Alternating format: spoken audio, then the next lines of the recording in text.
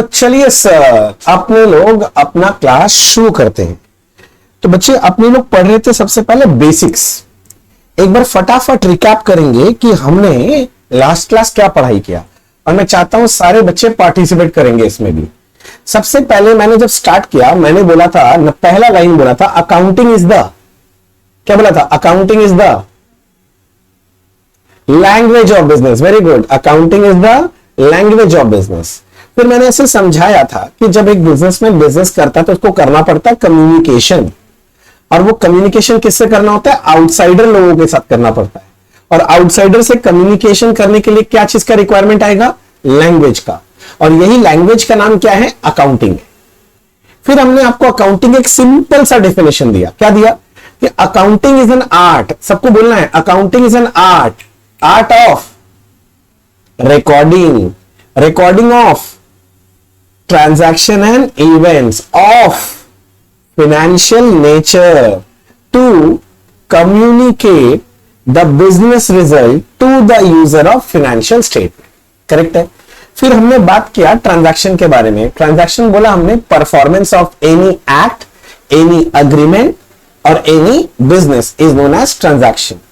मैंने ऐसे समझाया था, मैं बकबक कर रहा हूं ट्रांजैक्शन, आप मेरा बकबक सुन रहे हो, ये भी ट्रांजैक्शन है। आप घर में जाके पढ़ाई करोगे, you are also performing act, transaction है, याद करो। फिर मैंने आपको समझाया था इवेंट। तो इवेंट का मतलब हमने बताया था कि the consequence of a single transaction और a group of transaction at a particular point of time. इसको अपने लोग क्या बोल देते हैं? इवेंट बोल देते हैं। फिर हमने बात किया था आपके साथ फिनेंशियल ट्रांजैक्शन को लेके। तो हम लोग बोले थे ट्रांजैक्शन विच फुलफिल्स और satisfies the following two conditions are known as financial transaction. Condition number 1, which will change the financial position of business, that is the position of assets and liabilities of business. And number 2 condition बोला था it can be expressed in terms of money value। दोनों condition fulfil होगा तो ये financial transaction है, दोनों में से एक भी फुलफिल नहीं होगा तो ये फाइनेंशियल ट्रांजैक्शन नहीं है। लोकेश अपना कैमरा ऑन रखोगे, नहीं तो मेरे को निकालना पड़ेगा, ठीक है। अच्छा, नेक्स्ट फाइनेंशियल ट्रांजैक्शन के बाद हमने पढ़ा था फाइनेंशियल इवेंट। तो उसमें बताया था the consequence of financial transactions at a particular point of time. Particular point of time का मतलब क्या बताया था? Year and. मैं लाइन से जा रहा हूं ना, कॉपी आपके पास है, नोटिंग किया हुआ है, देखते रहना कहीं मैं कुछ मिस तो नहीं कर दे रहा हूं, ठीक है। मैंने ऐसे समझाया था कि हम जब गुड्स परचेज करते हैं ये फाइनेंशियल ट्रांजैक्शन है, जब हम गुड्स सेल करते हैं तो ये भी फाइनेंशियल ट्रांजैक्शन है, किंतु परचेज सेल के कारण जो प्रॉफिट लॉस आता है वो फाइनेंशियल ट्रांजैक्शन नहीं, फाइनेंशियल इवेंट है। क्लोजिंग स्टॉक जो बचता है वो फाइनेंशियल इवेंट है। कैश बैलेंस लास्ट में बचता है वो भी फाइनेंशियल इवेंट है। और मैंने फिर ये समझाया था कि balance sheet is a statement of financial event, याद आया। फिर हमने बात किया था बिजनेस रिजल्ट। हमने बोला था बिजनेस रिजल्ट दो तरह का होता है, एक होता है फाइनेंशियल पोजीशन मतलब एसेट लायबिलिटी, और एक होता है फाइनेंशियल परफॉर्मेंस यानी प्रॉफिट एंड लॉस। फिर एक लाइन बताया था कि communicating the business result is the primary objective of accounting, याद आ गया। फिर हमने फाइनेंशियल स्टेटमेंट को लेकर चर्चा किया। हमने बोला था भाई 4 फाइनेंशियल स्टेटमेंट होता है। Number 1 balance sheet to show financial position of business. Number 2 trading and PL to show financial performance of business. तीसरा बताया था cash flow statement to show the movement of cash, that is cash inflow and cash outflow. चौथा बताया था notes to account, it is prepared as per disclosure policy. फिर हमने बात किया था यूजर ऑफ फाइनेंशियल स्टेटमेंट। हमने बताया यूजर दो तरह का होता है, एक होता है इंटरनल यूजर, एक होता है एक्सटर्नल यूजर। इंटरनल यूजर कौन होते हैं बच्चे? One who manages the business। और एक्सटर्नल यूजर कौन होते हैं बच्चे? एक्सटर्नल यूजर मतलब other than internal user. Internal user का एग्जांपल में हमने सबसे पहले बोला था ओनर। ओनर जैसे कि सोल प्रोप्राइटरशिप में प्रोप्राइटर, पार्टनरशिप में पार्टनर, और कंपनीज के केस में शेयर होल्डर। और दूसरा मैंने एग्जांपल दिया था मैनेजर और डायरेक्टर। फिर हमने एक्सटर्नल यूजर बताया था अदर देन इंटरनल यूजर, उसमें एग्जांपल दिया था जैसे सप्लायर हो सकता है, तुम्हारा क्रेडिटर यानी कि वही सप्लायर हो गया, कस्टमर डेटर हो सकता है, बैंक हो सकता है, गवर्नमेंट हो सकता है, employees other than manager director हो सकता है, इन्वेस्टर हो सकता है, बहुत जन हो सकते हैं, राइट। अच्छा, इसके बाद हमने बात किया था, हाँ, रिकॉर्डिंग। हमने बोला था transactions and events are recorded in books of accounts. Books of accounts का दो पार्ट बनाया था कि एक बुक होता है जर्नल और एक बुक कौन सा होता है, लेजर। जर्नल के अंदर होता है रिकॉर्डिंग, लेजर के अंदर होता है क्लासिफिकेशन। जर्नल है हमारा फर्स्ट अकाउंटिंग प्रोसेस, लेजर है हमारा सेकंड अकाउंटिंग प्रोसेस। जर्नल और लेजर दोनों को साथ में जब बनाते हैं उसको हम लोग बोलते हैं book keeping, and book keeping is the starting point of accounting. Correct. इसके बाद मैंने एक फिलोसॉफिकल थॉट दिया था कि अकाउंटिंग में ट्रांजैक्शंस और इवेंट्स होता है वो इनपुट होता है, अकाउंटिंग प्रोसेस है वो उसमें प्रोसेसिंग होता है, और आउटपुट क्या बन के निकलता है, फाइनेंशियल स्टेटमेंट्स बन के निकलते हैं। फिर हमने बात किया था accounting principles. These are the rules and guidelines for preparation and presentation of financial statement. Correct, ये भी बताया था मैंने।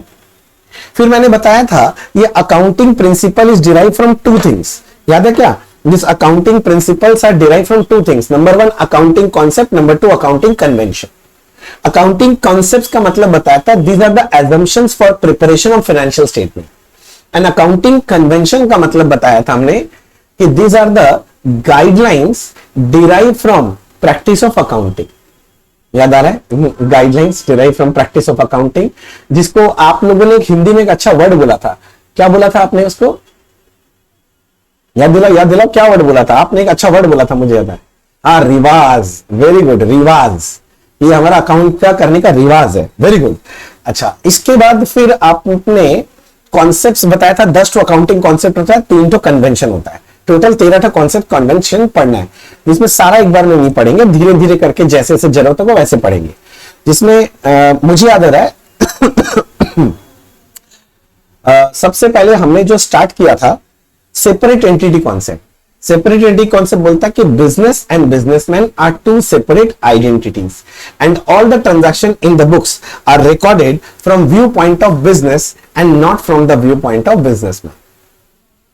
करेक्ट, याद आ गया?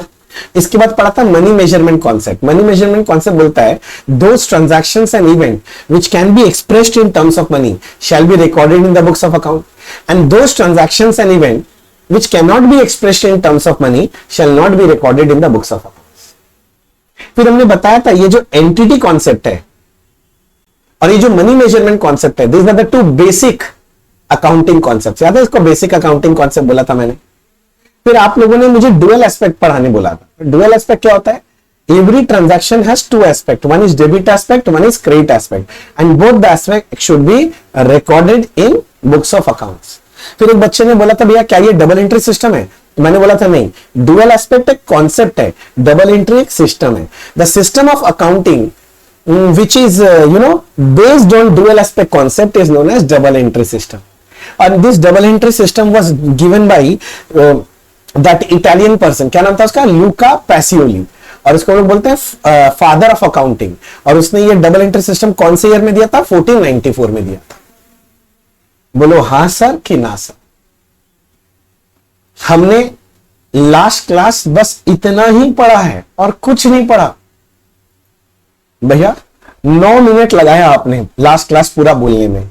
तो लास्ट क्लास जो 2 घंटा आप पढ़ाए, फिर क्या पढ़ाए? वही तो बोला, 2 घंटा कहां पढ़ाया? लास्ट क्लास सिर्फ 9 मिनट का ही था, सोच के देखो। हाँ, और ये सारा बात आपको लाइन बाय लाइन याद हो जाना चाहिए। सर मैं याद करा के छोड़ूंगा, आप टेंशन मत लो, मैं याद करा के छोड़ूंगा। मैं इतना बार बोलूंगा कि रात को सोएगा ना, नींद में भी मेरा आवाज गूंजेगा। हाँ, लाइन से याद आएगा, आप टेंशन मत लो। चलो फिर आज का कहानी शुरू करते हैं सर। ठीक है, पिछले दिन तक का अभी कोई डाउट? लास्ट बार पूछ रहा हूं, किसी बच्चे को कोई डाउट? किसी बच्चे को कोई डाउट नहीं? तो शुरू करते हैं। ये लो, आएगा आएगा, स्क्रीन आ जाएगा, घबराने का क्या। लिखो आज का पॉइंट।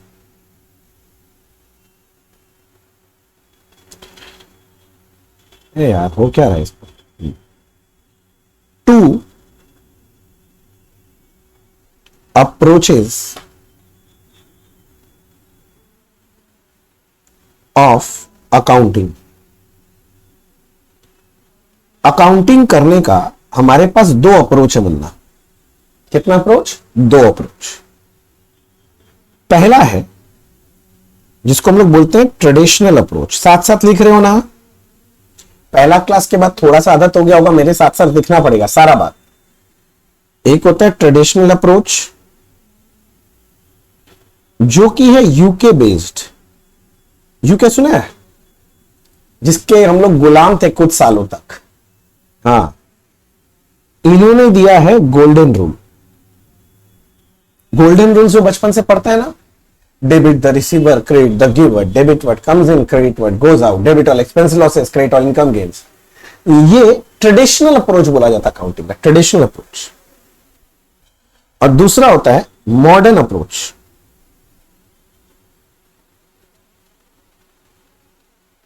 मॉडर्न अप्रोच ये है यूएस बेस्ड।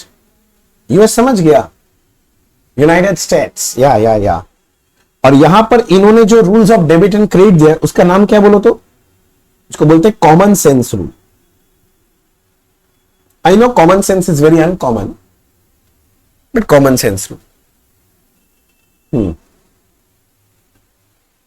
तो एक हो गया मुन्ना ट्रेडिशनल अप्रोच, एक हो गया मॉडर्न अप्रोच।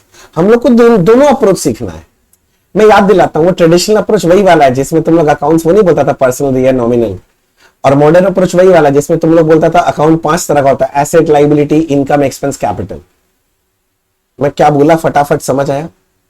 मैं पूरा नहीं बताया कुछ, मैं बस थोड़ा सा धुंधला धुंधला बचपन का बात याद दिला रहा हूं, और मेरे को कोई फर्क नहीं पड़ता। तो अपने जो स्टार्ट कर रहे हैं सबसे पहले वो है Munna modern approach. Munna modern approach, modern approach नहीं, मॉडर्न अप्रोच नहीं, पहले ट्रेडिशनल। ट्रेडिशनल पढ़ाई नहीं, मॉडर्न। बाबा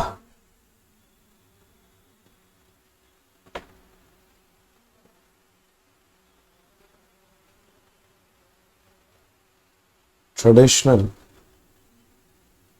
अप्रोच। अच्छा मेरे को बता, ट्रेडिशनल अप्रोच के हिसाब से अकाउंट्स कितना तरह का होता है? देखिए कौन सा बच्चा सबसे तेज जवाब देता है। ट्रेडिशनल अप्रोच के हिसाब से अकाउंट्स कितना तरह का होता है, बताओ।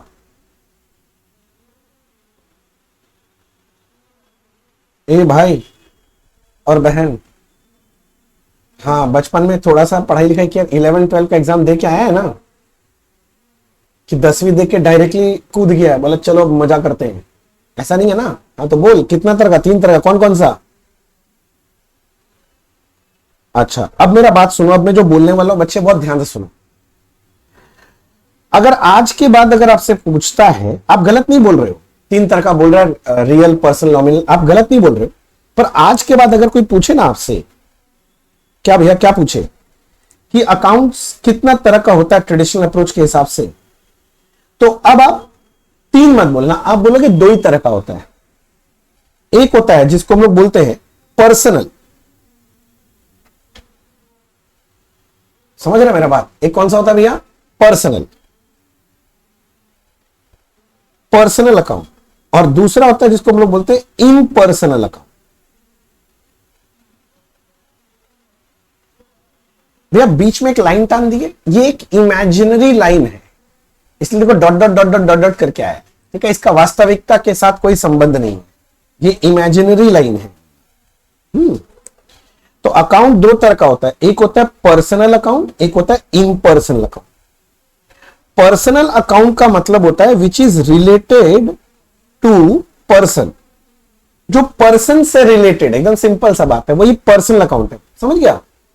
कोई भी आदमी, चाहे वो नेचुरल आदमी हो चाहे वो आर्टिफिशियल आदमी हो, मतलब राम श्याम जोदू मोदू पुंचू मदना रिलायंस इंफोसिस टाटा, ये सब क्या है? नाम है ना। जो भी इंसान से रिलेटेड या कोई भी, मतलब नेचुरल या आर्टिफिशियल, अरे नहीं समझ रहा है, समझ रहा है ना मैं क्या बोल रहा हूं? कोई भी नाम वाला अकाउंट होना चाहिए, बस वो पर्सनल अकाउंट हो गया।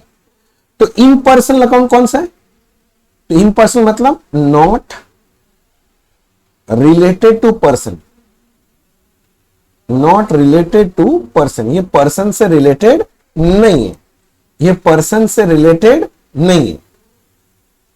अब इम्पर्सनल अकाउंट है ना, ये 2 तरह का होता है। जो आप बोलना चाह रहे थे ये वही है एक होता है रियल अकाउंट और एक होता है नॉमिनल अकाउंट। ठीक है, मेरा बात समझ गया? हम बोले ना चीजों को थोड़ा फाइन ट्यून करके पढ़ाई करेंगे, परफेक्शन लाना जरूरी है।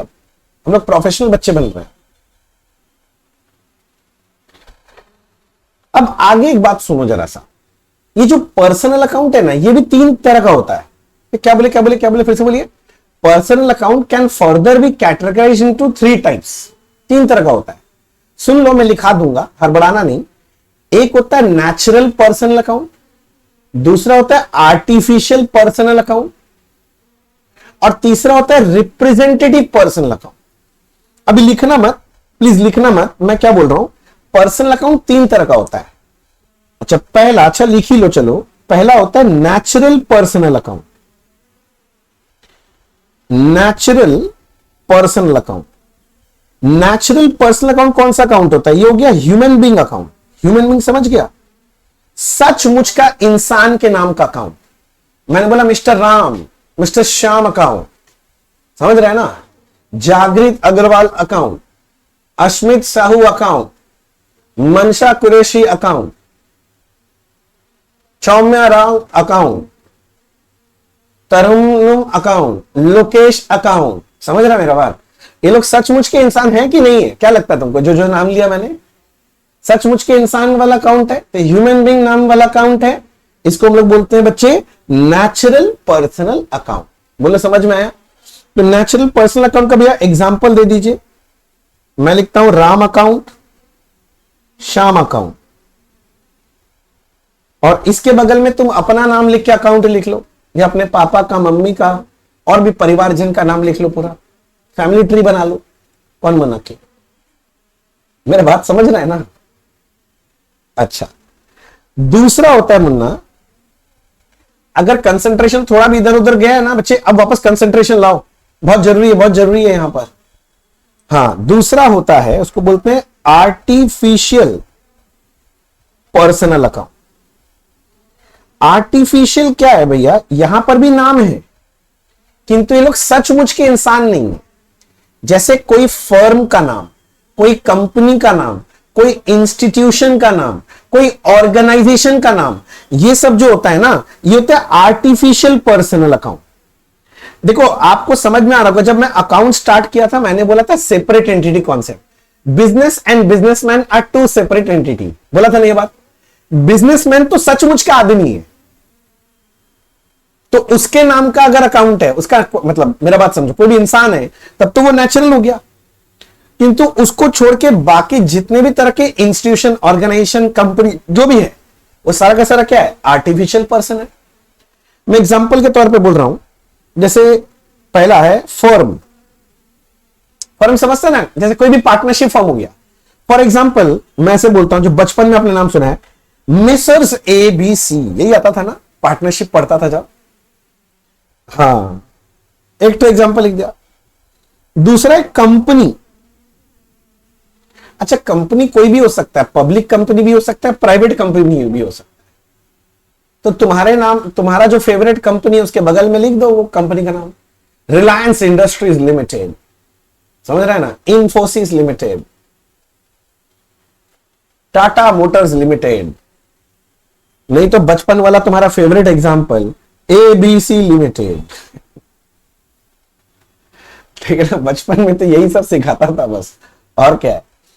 अच्छा, तीसरा एनी स्कूल। अगर कोई स्कूल में पढ़ा है तो अपने स्कूल का नाम लिख लो बगल में। तुम अगर कोई स्कूल में पढ़ा है बाई चांस, जरूरी नहीं है, अगर पढ़ रखा है तो उस स्कूल का नाम लिख दो। सेंट जेवियर्स कॉलेजिएट स्कूल, समझ रहे मेरा बात? साउथ सिटी इंटरनेशनल स्कूल, आजकल चलता है ना ये सब बहुत। वही जो भी स्कूल में पढ़ा है बगल में लिखो एग्जांपल में अपना नाम। मैंने एनी स्कूल लिख के छोड़ दिया, तो अपना स्कूल का नाम लिखो। एनी कॉलेज, कोई भी कॉलेज का नाम। अभी अगर कॉलेज में चला गया तो कॉलेज का नाम लिख लो। अगर कॉलेज में नहीं पहुंचा है, जाने वाला है, तो जिस कॉलेज में जाने का मन है उस कॉलेज का नाम लिख लो। सेंट जेवियर्स कॉलेज, समझ रहा है? हंसराज कॉलेज, नाम सुना? हंसराज मतलब भैया मेरे को तो हिंदी पिक्चर में करण जौहर का पिक्चर वाला जो कॉलेज दिखाता था ना, उस कॉलेज में जाने का मन है, उसका नाम नहीं पता चल रहा है बस। तो हम लोग भी कोशिश की थे पर वैसा कॉलेज मिला नहीं हम लोग को। चलो छोड़ो, तुम अपने कॉलेज का नाम लिख लेना कोई भी, ठीक है। अच्छा, अब एनी पॉलिटिकल पार्टी अकाउंट का नाम, कोई भी पॉलिटिकल पार्टी। अब मैं कोई भी नाम लूंगा तो तुम लोग तो वो हो जाएगा भैया इस पार्टी को सपोर्ट करते हैं, ऐसा नहीं है। मैं एग्जांपल दे, जैसे मैं बंगाल में रहता हूं तो यहां पर चलता है टीएमसी, तृणमूल कांग्रेस पार्टी। तो ये भी कौन सा अकाउंट है, इसका अकाउंट खोलेंगे तो आर्टिफिशियल, सचमुच का आदमी है क्या तृणमूल कांग्रेस, नहीं ना। बीजेपी, भारतीय जनता पार्टी, समझ रहा है। वो दिल्ली में झाड़ू लगाने वाला क्या नाम था उसका, अरविंद केजरीवाल का। आप आम आदमी पार्टी। जो पसंद है भाई लिख लो भाई, एक तो पॉलिटिकल पार्टी का नाम लिख कर रख लो, ठीक है। एनी बैंक, बैंक समझता है, हाँ कोई भी बैंक का नाम, जैसे स्टेट बैंक ऑफ इंडिया, समझ रहा है, Canara bank, axis bank, Kotak Mahindra bank, HDFC bank, HSBC bank, ये तो बैंक के नाम है। तो ये सब भी आर्टिफिशियल पर्सन है। सोचना, एक्सिस बैंक के सचमुच का कोई इंसान है क्या, नहीं, वो एक अलग इंस्टीट्यूशन है। तो उस इंस्टीट्यूशन का नाम हो गया ना। नहीं समझा, नहीं समझ गया, रिप्लाई तो कर सकता है तुम लोग।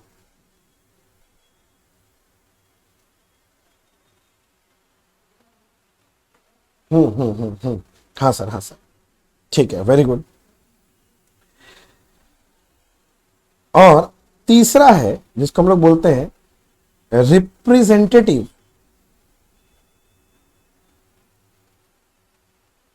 Personal account. में रिप्रेजेंटेटिव पर्सनल अकाउंट किसको बोलते हैं, ये होता है account which represent a single or group of natural or artificial person। क्या लिखवाएं देखो, वो अकाउंट जो रिप्रेजेंट करता है किसी सिंगल या फिर ग्रुप को। कौन से ग्रुप को, या तो नेचुरल पर्सन या तो आर्टिफिशियल पर्सन। मतलब ऐसा कोई अकाउंट जिसमें कोई नाम नहीं है मगर वो किसी आदमी को रिप्रेजेंट करता है। वो आदमी नेचुरल भी हो सकता है, आर्टिफिशियल भी हो सकता है। तो उसको बोलते हैं रिप्रेजेंटेटिव पर्सनल अकाउंट। मैं एग्जांपल लूं, एग्जांपल के तौर पे जैसे मैं सबसे पहला एग्जांपल ले रहा हूं, जैसे कि बैंक अकाउंट, समझा, बैंक अकाउंट। अब जैसे मैं बैंक लिखा ना, बच्चा गुस्सा हो गया, बोले पागल इंसान, अभी 2 मिनट पहले तो आपका बैंक आर्टिफिशियल पर्सन हो रहा था, 2 मिनट हुआ नहीं कि दल बदल लिया, आप बोलते हैं रिप्रेजेंटेटिव पर्सनल अकाउंट है। आप तो कंफ्यूज कर रहे हैं भैया। नहीं नहीं नहीं नहीं, सुनो, डिफरेंस है, डिफरेंस है, समझो मेरा बात को। अब मैं जो बोल रहा हूं समझो, यहां बैंक में मैंने नाम लिखा था, समझो ध्यान से, state bank of India account, Canara bank account, axis bank account, देख रहे हैं नाम है, यहां पर नाम है। तो ये हो गया रिप्रेजेंटेटिव पर्सनल अकाउंट, बात समझो। किंतु यहां पर मैं बोल रहा हूं, सिर्फ बोल रहा हूं bank account. When I am saying only bank, it is representing all the banks. नहीं समझा, बात समझो। मान लो मैं बोलता हूं मेरा ना एसबीआई में एक अकाउंट है, वहां मेरे पास 1 लाख रुपया का बैलेंस है। मेरे पास एक्सिस में एक अकाउंट है, वहां 2 लाख रुपया का बैलेंस है। मेरा कोटक बैंक में एक अकाउंट है जिसमें 3 लाख रुपया का बैलेंस है। तो मेरा टोटल बैंक बैलेंस कितना रुपया है, 6 लाख। अब मैं बोलता हूं कि बैंक अकाउंट में बैलेंस मेरा 6 लाख रुपया है। तो जब मैं बैंक अकाउंट बोल रहा हूं तो कैन आई से it is representing all the banks. वो सारे बैंक को रिप्रेजेंट कर रहा है, जल्दी बोलो हाँ कि ना। क्योंकि वो सारा बैंक को रिप्रेजेंट करता है, इसलिए वो रिप्रेजेंटेटिव पर्सनल अकाउंट है। अच्छा अच्छा, मतलब जब मैं बैंक का नाम लेके बोल रहा हूं, नाम वाला अकाउंट है, तब वो आर्टिफिशियल है। और अगर सिर्फ बैंक बोल रहा हूं तो इसका मतलब वो रिप्रेजेंटेटिव पर्सन अकाउंट है। करेक्ट। क्या आपको ये छोटा सा चीज समझ में आया? ये समझ में आया सबको? अच्छा, और एग्जांपल ले रहे हैं ना, एग्जांपल का कमी थोड़ी ना। मान लो मैं ऐसे में बोलता हूं डेटर अकाउंट। डेटर समझता है? चलो बोलो, डेटर कौन होता है? डेटर कौन होता है बोलो भैया। डेटर का मतलब होता है कस्टमर जिससे पैसा मिलना बाकी है। Very good. डेटर मतलब वो कस्टमर जिससे हमको पैसा मिलना बाकी है। अब मेरा डेटर एक है, सुनो ना, मेरा बहुत सारा डेटर है। एक है राम बाबू, एक है श्याम बाबू, एक है हरी, बहुत सारा है ना। किंतु जब मैं डेटर बोल रहा हूं तो it is representing all my customer. When I'm saying debtor account, can I say it is representing all my customer? Because it is representing all my customer, hence it is a representative personal account. बात समझ में? अरे हाँ ना तो बोल दिया क्या यार तुम लोग जल्दी से, फटाफट करके। क्रेडिटर।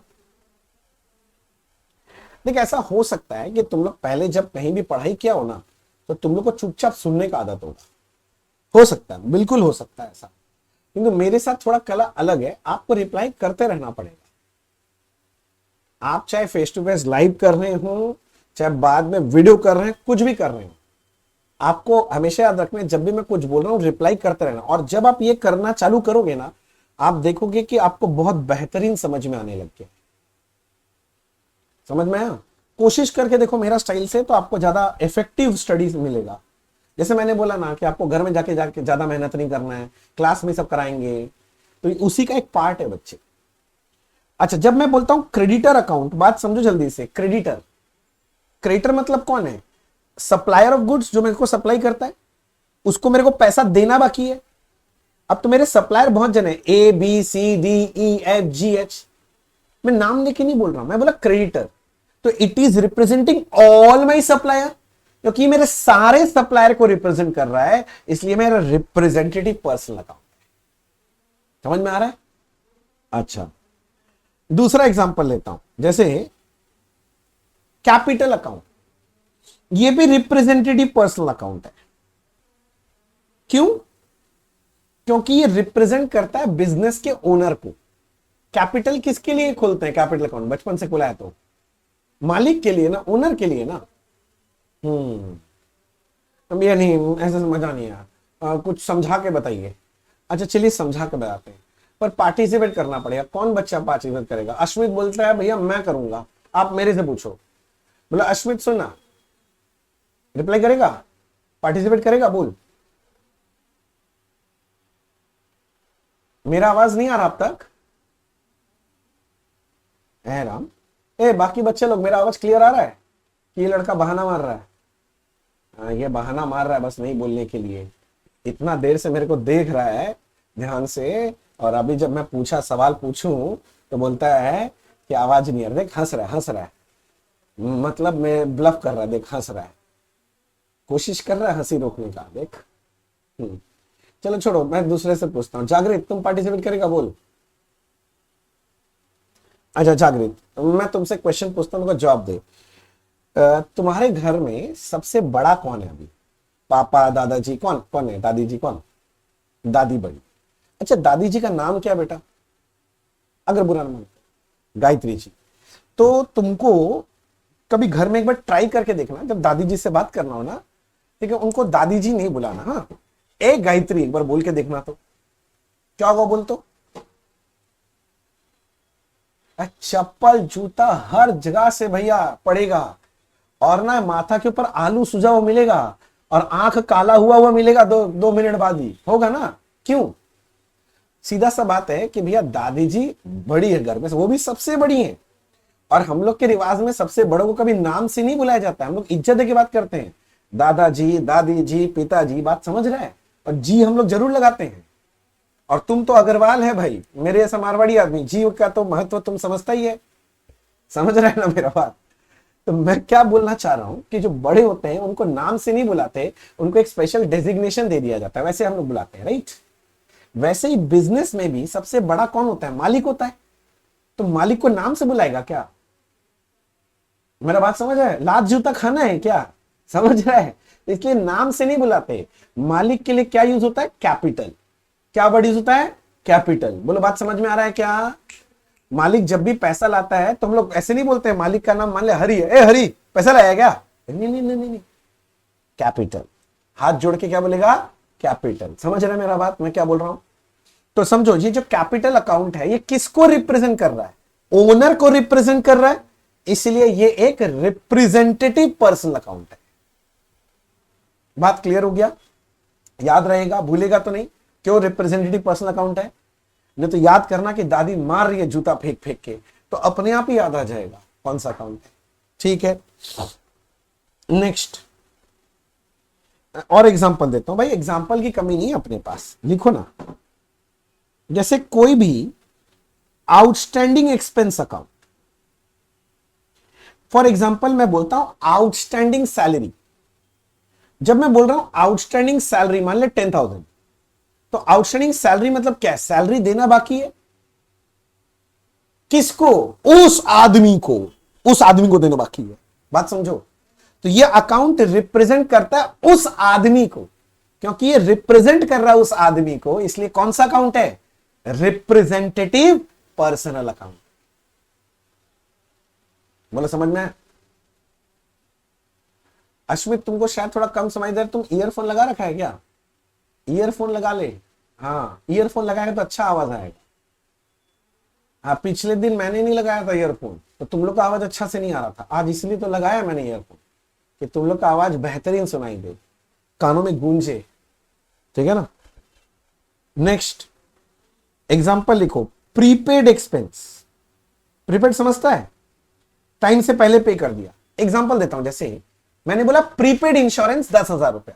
इसका मतलब प्रीपेड इंश्योरेंस का मतलब हो गया भैया आपने इंश्योरेंस प्रीमियम एडवांस में दे दिया। किसको? उस इंश्योरेंस कंपनी को। ध्यान से समझना, उस इंश्योरेंस कंपनी को, क्योंकि ये रिप्रेजेंट करता है उस इंश्योरेंस कंपनी को जिसको मैंने एडवांस में दिया है, रिप्रेजेंट करता है ना उसको। तो ये कौन सा अकाउंट हो गया? रिप्रेजेंटेटिव पर्सनल अकाउंट हो गया। लिख रहा है ना तुम लोग साथ साथ, समझ से समझते? हाँ भैया एक और एग्जांपल लो, एग्जांपल और दे लो लो लो लो। Accrued income. अक्रूड इनकम समझता है? जैसे इनकम मिलना बाकी है। क्या बोला भाई साहब? इनकम मिलना बाकी है। इसे मैं अपना एग्जांपल लेता हूं। क्या होता है, टीचर लोग के ऊपर एग्जांपल होता है, स्टूडेंट लोग जल्दी समझता है। जैसे कि मैं आपको पढ़ा रहा हूं, तो अब आप मेरे को फीस दोगे। बात समझना। अब क्या है, मैंने आपको पढ़ा दिया मान लो, और आपने अभी तक मेरे को फीस नहीं दिया, मतलब फीस मिलना बाकी है मेरे को।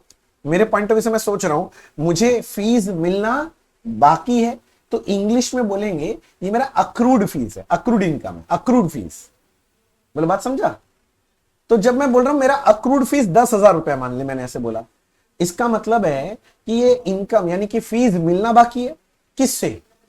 उस बच्चे से, उस बच्चे से, क्योंकि ये रिप्रेजेंट करता है उस बच्चे से जिससे फीस मिलना बाकी है। तो ये कौन सा अकाउंट हो गया? Representative personal account. रिप्रेजेंट करता है उसको। बात पकड़ो जल्दी से। एक और एग्जांपल, चलो लास्ट एग्जांपल लेते हैं। कितना दिखाएंगे, चलो last. Pre received income. Pre receive समझते हो? प्री रिसीव इनकम मतलब टाइम से पहले मिल गया। मैं समझे नहीं, मैं समझा देता हूं ना। फीस वाला एग्जांपल लेंगे, जल्दी पकड़ेगा बच्चा लोग को, बहुत अच्छा लगता है टीचर का फीस कैलकुलेट करने में। तो मैं समझाता हूं तुमको। अब मान लो जैसे कि तुम मेरे से क्लास लेने आए, ठीक है ना? अब तुमने मुझे फीस दे दिया पूरा, पर मैंने तुमको पूरा क्लास अभी तक दिया नहीं, तो मेरे को पैसा तो टाइम से पहले मिल गया ना? अरे बोलो हाँ कि ना? तो अगर टाइम से पहले मिल गया तो ये मेरे लिए प्री रिसीव्ड फीस है, मतलब प्री रिसीव इनकम, टाइम से पहले मिल गया। तो जब मैं बोलता हूं मेरा प्री रिसीव्ड फीस 10,000 है, इसका मतलब मुझे टाइम से पहले पैसा मिल गया। किससे? उस बच्चे से, उस बच्चे से मिल गया, क्योंकि ये रिप्रेजेंट करता है उस बच्चे को, समझो। तो ये क्या हो गया? रिप्रेजेंटेटिव पर्सनल अकाउंट हो गया। बोलो क्लैरिटी मिला यहां तक बच्चे लोग? ज्यादा फास्ट तो नहीं पढ़ा दिया ना मैंने? अगर कभी भी लगे ना मैं ज्यादा फास्ट जाना तो मेरे को रोक देना, बोले भैया आपको सुपर फास्ट नहीं बनना, मालगाड़ी के जैसे चलो तो ही ठीक है। बता देना, मैं मालगाड़ी बन जाऊंगा, कोई दिक्कत नहीं मेरे को। यहां तक सबका नोटिंग हुआ? तो बताओ पर्सनल अकाउंट कितना तरह का है? 3 तरह का होता है। नंबर 1 नेचुरल पर्सनल अकाउंट, मतलब human being account. Number 2 artificial personal account, मतलब कोई भी फर्म, कंपनी, ऑर्गेनाइजेशन, इंस्टीट्यूशन का नाम वाला अकाउंट। और तीसरा क्या बोला? Representative personal account, those account which represent a single और अ ग्रुप ऑफ नेचुरल और आर्टिफिशियल पर्सन। देख लो, ठीक है। अब मैं आ जाता हूं इस साइड में, और इधर में आते ही मैं सबसे पहला अकाउंट मुझे मिला, दैट इज रियल अकाउंट। चलो, ये तो कोई भी बोल देगा, सब बच्चा लोग बचपन में जानता है रियल अकाउंट किसमें, तो फेवरेट है उनका। बोलो रियल अकाउंट का डेफिनेशन बताओ, अगर मैं पूछूं तो क्या बोलोगे? What is real account? What is real account?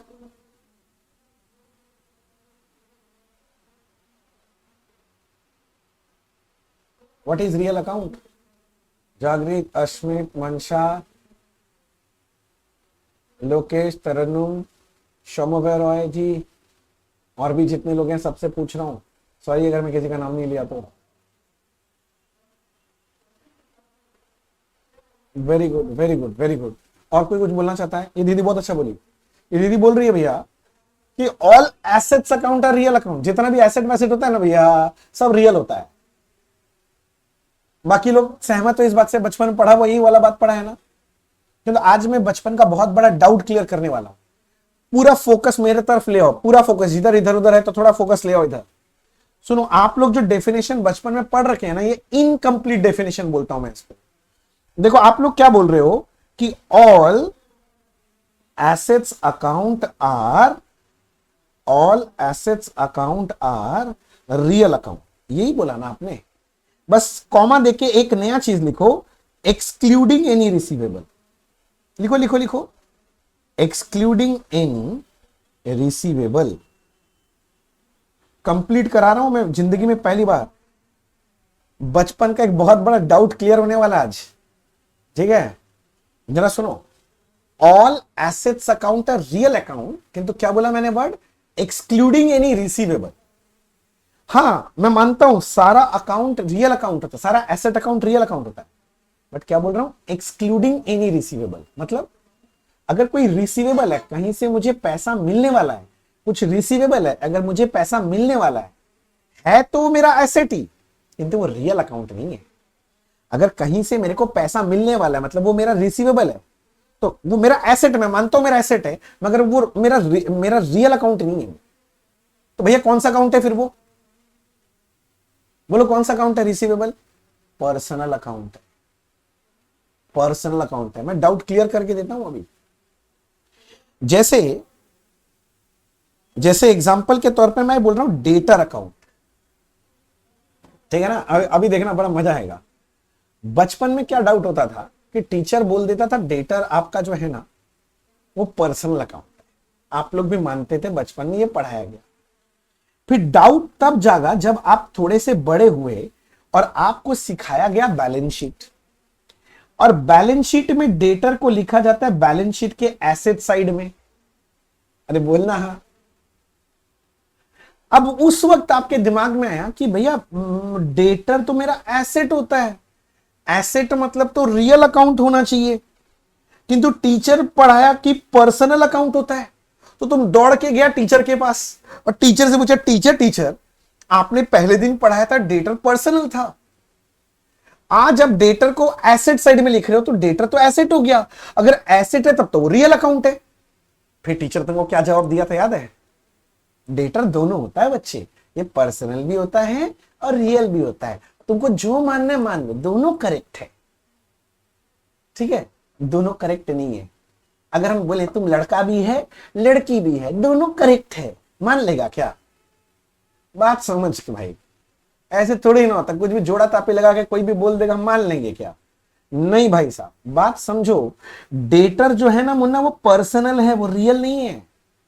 क्योंकि रियल अकाउंट का सही डेफिनेशन क्या है? All assets account are real excluding any receivable. अगर कोई पैसा मिलने वाला है, रिसीवेबल है, हाँ वो मेरा एसेट है, मगर वो रियल के कैटेगरी में नहीं आता है, वो पर्सनल के कैटेगरी में आता है। क्योंकि वो रिप्रेजेंट करता है उस आदमी को जिससे मेरे को पैसा मिलेगा। जल्दी पकड़ो बात को। रिसीवेबल मतलब वो रिप्रेजेंट करता है उस आदमी को जिससे मुझे पैसा मिलेगा, इसलिए वो रिप्रेजेंटेटिव पर्सन में चला जाता है। अगर अगर किसी को ये बात समझ में आया, अगर सच्ची में बचपन का दर्द रहा होगा, उसको मजा आ गया होगा। मतलब भाई साहब इतना दिन अकाउंट्स पढ़ के आ गए, पहली बार समझ में आई ऐसा लॉजिक क्यों हुआ। और जिसको पता ही नहीं था, मान ले कोई सोचा ही नहीं, तो उसको लग रहा है यार क्या बताया है, कोई फर्क का बात ही नहीं। चलो और भी एग्जांपल लेता हूं। जैसे कि मैंने यहां पर एक अक्रूड इनकम लिया था। सोचो सोचो, अक्रूड इनकम आप बैलेंस शीट के एसेट साइड में लिखते थे कि नहीं लिखते थे? रिसीवेबल है तो एसेट साइड में आएगा, पर क्या इसको आप रियल बोलोगे?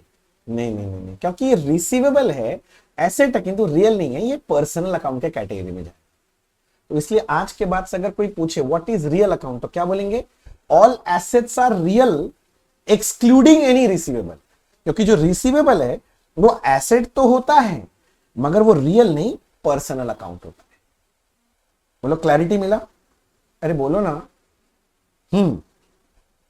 अच्छा, अब ये जो एसेट्स होता है ना मुन्ना, ये कितना तरह का होता है पता है?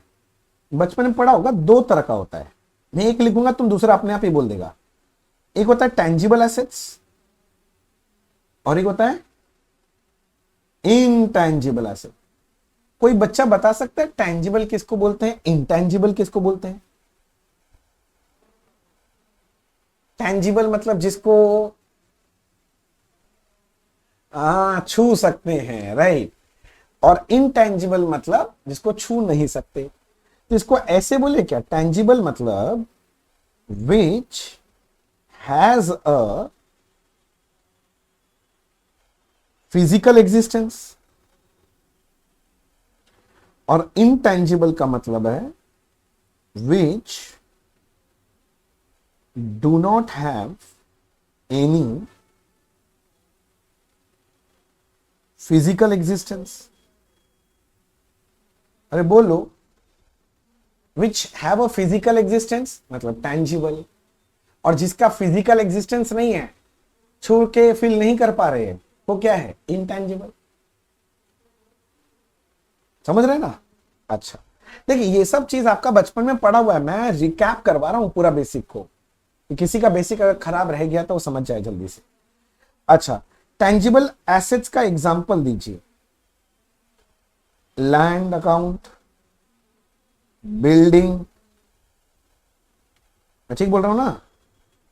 प्लांट एंड मशीनरी, फिर हो सकता है furniture fixture, cash account, etcetera etcetera. अब मैं सारा थोड़ी ना लिखा सकता हूं, ये कोई एग्जॉस्टिव लिस्ट थोड़ी ना है, मैं तो दो चार एग्जांपल दे रहा हूं। टेंजिबल, भैया भैया हमें इंटेंजिबल भी लिखना चाहिए। बिल्कुल, आप बताएंगे मुझे इंटेंजिबल का नाम, मैं लिखूंगा इंटेंजिबल एसेट। मैं बचपन में पढ़ के नहीं आया, तुम बताओ। हाँ, ये बचपन का पहला एग्जांपल आ गया, goodwill. Very good, very good. Patent account, और बोलो। Very good, copyright. फिर एक जन बोला ट्रेडमार्क, और मेरे को बहुत अच्छा लगा, एक बच्चा बोला कंप्यूटर सॉफ्टवेयर। हम सुने, वो बहुत अच्छा एग्जांपल है। कंप्यूटर सॉफ्टवेयर भी हो सकता है। अब बड़ा बड़ा कंपनी लोग बड़ा बड़ा सॉफ्टवेयर बनवाता है करोड़ों रुपया खर्चा करके, पता है। अब सॉफ्टवेयर को तुम छू थोड़ी नहीं सकते हो, तो कंप्यूटर में इंस्टॉल होता है, काम होता रहता है।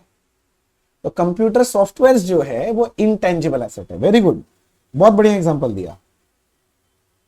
Computer software, etcetera etcetera. और भी होता है, टेक्निकल नो हाउ आ गया, और भी बहुत सारा आएगा एग्जाम।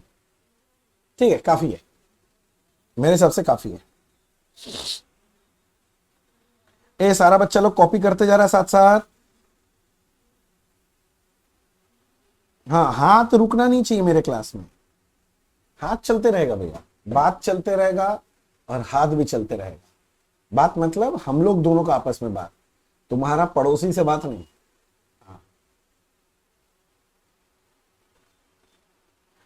ट्रेडमार्क, वो मेरा ब्यूटीफुल हैंडराइटिंग है ना, वो थोड़ा दिन में आदत हो जाएगा, डोंट वरी। वो मैंने यहां लिखा था ट्रेडमार्क।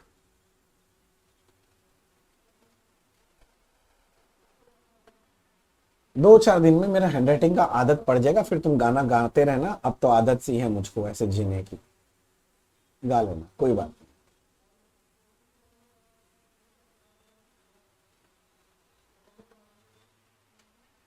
ए मुन्ना, लिखा नॉमिनल, बोलो नॉमिनल अकाउंट कौन सा अकाउंट को नॉमिनल अकाउंट बोलते हैं? ये सबको आता है।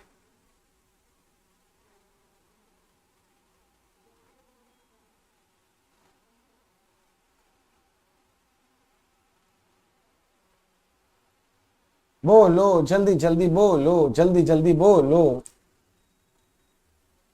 हाँ भैया, all expenses, losses, incomes and gains account are nominal account. Very good. All expenses, losses, income and gain account are nominal account. जितना भी तरह का एक्सपेंस है, लॉस है, इनकम है और गेन है, ये सारे के सारे कौन से अकाउंट होते हैं मुन्ना? नॉमिनल अकाउंट होते हैं। एग्जाम्पल भी लिखवा देते हैं। एग्जाम्पल, वेजेस अकाउंट, अगर मैं वेजेस पे करता हूं तो मेरा एक्सपेंस है, और मेरे को अगर मिल रहा है तो मेरा इनकम है, नॉमिनल अकाउंट। अच्छा, जैसे होता है सैलरीज, सैलरीज अगर मैं पे कर रहा हूं तो मेरा एक्सपेंस है, मुझे मिल रहा है तो मेरा इनकम है, दोनों केस में नॉमिनल। और लिख लो, रेंट अगर मैं पे कर रहा हूं तो एक्सपेंस है, मिल रहा है तो इनकम है, नॉमिनल अकाउंट है। कमीशन अगर मैं दे रहा हूं तो खर्चा, एक्सपेंस नॉमिनल, और मिल रहा है तो इनकम, तो भी नॉमिनल। Etcetera etcetera etcetera. और कितना लेंगे? खर्चा का कोई कमी है क्या? लड़की लोग से पूछ लो। क्या बोले भैया? हम लोग क्या बोल रहे हैं? नहीं नहीं कुछ नहीं, ऐसे गलती से निकल गया ऐसा। पता चला हमको पकड़ के मार रही है सब लोग। रिस्क नहीं लेने का बाबा, मैंने कुछ नहीं बोला।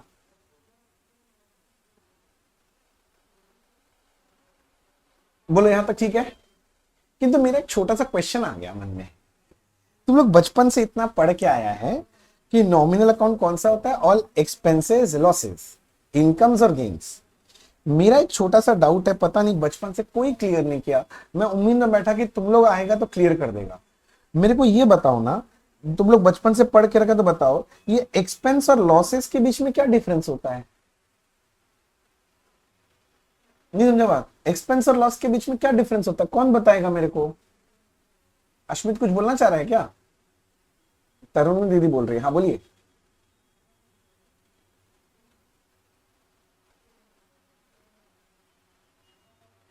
दीदी बोल रही है एक्सपेंस इसको बोलते हैं जिसको हम लोग जानते हैं और होता है, और लॉसेस उसको बोलते हैं जो अचानक से हो जाता है। अच्छा अच्छा अच्छा, तो लॉसेस प्यार है जो अचानक से हो जाता है। अच्छा अच्छा, और जो एक्सपेंस है जानबूझ के हो रहा है, मतलब ये अरेंज मैरिज टाइप का चीज है। तो आप बोल रहे हैं एक्सपेंस का मतलब है अरेंज मैरिज, लॉसेस अचानक से हो जाता है, वो जो प्यार बोलता है तुम लोग, प्यार है ना, वही वाला चीज, ऐसा कुछ है।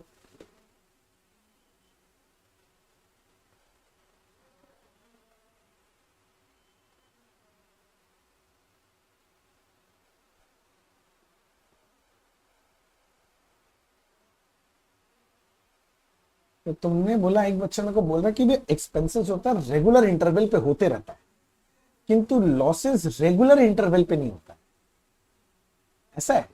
श्योर? श्योर है?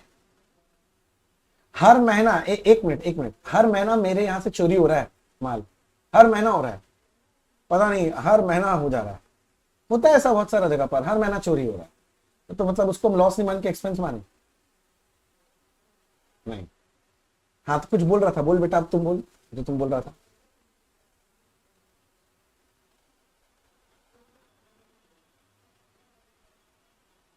अच्छा, एक बच्चा बोल रहा भैया एक्सपेंसेस ना इन्वेस्टमेंट के जैसा है, और लॉसेस तो गया भाई, तू तो गयो। देख, मैं ये क्वेश्चन बिजनेस ऑपरेशन का बात नहीं, मेरा बात समझ, मैं क्वेश्चन पूछा ही क्योंकि आपको मेरे को ये फील कराना है, मैं आपको फील कराना चाहता हूं कि बचपन में कितना बार, कम से कम भी बोलूं तो 1000-2000 बार एक्सपेंस और लॉस अपने मुंह से बोला होगा। किंतु सोच के देख, आज तक इसका ठीक से डिफरेंस ही समझ में नहीं आया, और हम लोग को लगता है कि हम लोग बहुत कुछ सीख के आ गए और हम लोग को बहुत अथा नॉलेज है ना, कॉलर उठा के बोल रहे हैं अपुनी अपुनी भगवान है, वही वाला है ना स्टाइल। ऐसा नहीं है, मेरा बात समझो, दोनों का डिफरेंस क्या है, ध्यान से सुनना मैं जो बोल रहा हूं। अगर मैं पॉकेट से कोई पेमेंट करूं और उसके अगेंस्ट मेरे को कोई बेनिफिट मिल जाता है ना, तो मेरा एक्सपेंस है। अगर उसके अगेंस्ट कोई बेनिफिट नहीं मिलता ना, तो वो मेरा लॉस है। ध्यान सुनना, बहुत सारे बच्चा बोलेगा भैया एक्सपेंस का मतलब खर्चा, लॉस का मतलब नुकसान। हम ट्रांसलेशन नहीं पूछ रहे थे, हम डिफाइन कैसे करेंगे। फिर एक बच्चा बोलता है भैया सैलरी पे करते हैं ना तो एक्सपेंस होता है, और गुड्स में अगर आग लग जाए तो लॉस हो जाता है। अरे तो एग्जांपल है, तो मेरा वाला लाइन सुन, मैं जो बोला इसलिए, कैसे डिफरेंस कैसे समझ में आएगा, ये एक्सपेंस है ये लॉस है, कैसे पकड़ोगे बात। तो अगर तुमने पॉकेट से खर्चा किया है, उसके बदले अगर कुछ मिल गया, बदले मिल गया बेनिफिट, वो एक्सपेंस है। किंतु पॉकेट से पैसा लग गया, उसके बदले कोई बेनिफिट नहीं आया, तो वो लॉस है। एग्जांपल, स्टाफ मेरे यहां पर ऑफिस में काम किया 1 महीना, मैंने उसको सैलरी दिया, ये मेरा एक्सपेंस है। क्यों बोलो तो, मैंने पैसा पे किया है, उसके बदले क्या मुझे कोई बेनिफिट मिला? हाँ, स्टाफ सर्विस देके गया आपको, ये आपका एक्सपेंस है। मैं रेंट पे करता हूं, रेंट, मैं सामने वाला लैंडलॉर्ड को रेंट पे किया, तो मुझे बेनिफिट क्या मिला? उसका जगह यूज करने का बेनिफिट मिला आपको, ये एक्सपेंस है। किंतु सोचो, गुड्स डिस्ट्रॉयड बाय फायर, जो आपके मन में सबसे पहला एग्जांपल आ रहा था लॉस का, वही एग्जांपल ले रहा हूं। गुड्स डिस्ट्रॉयड बाय फायर, तो गुड्स पड़ा हुआ था, खरीद के लाए थे पैसा देके गुड्स, अब आग लग गया उसमें, तो बताओ अब जो गुड्स जल के राख हो गया, उससे क्या बेनिफिट मिलेगा? बोलो भैया जल गया ना, अग्निदेव को आपने दे दिया, तो अग्निदेव प्रसन्न होकर आपका माल ना डबल कर देंगे, डबल। तो ज्ञान अपने पास रख नालायक, ऐसा कुछ फायदा होने वाला नहीं, आप भी समझ रहे हैं। अगर गुड्स जल गया तो अब उससे कोई बेनिफिट नहीं मिलेगा, तो पॉकेट से पैसा तो लग गया, पर इसके बदले बेनिफिट नहीं आएगा, तो लॉस है। एक बार एग्जांपल देता हूं, मान ले वो जो स्टाफ का तुमको एग्जांपल दे रहा था तुमको, कि वो काम किया, मैं उसको सैलरी दिया। अब वो स्टाफ जब सैलरी लिया ना मेरे से इस महीना का, उसके बाद बोला बोले भैया एक रिक्वेस्ट है। हम बोला हाँ बोलना।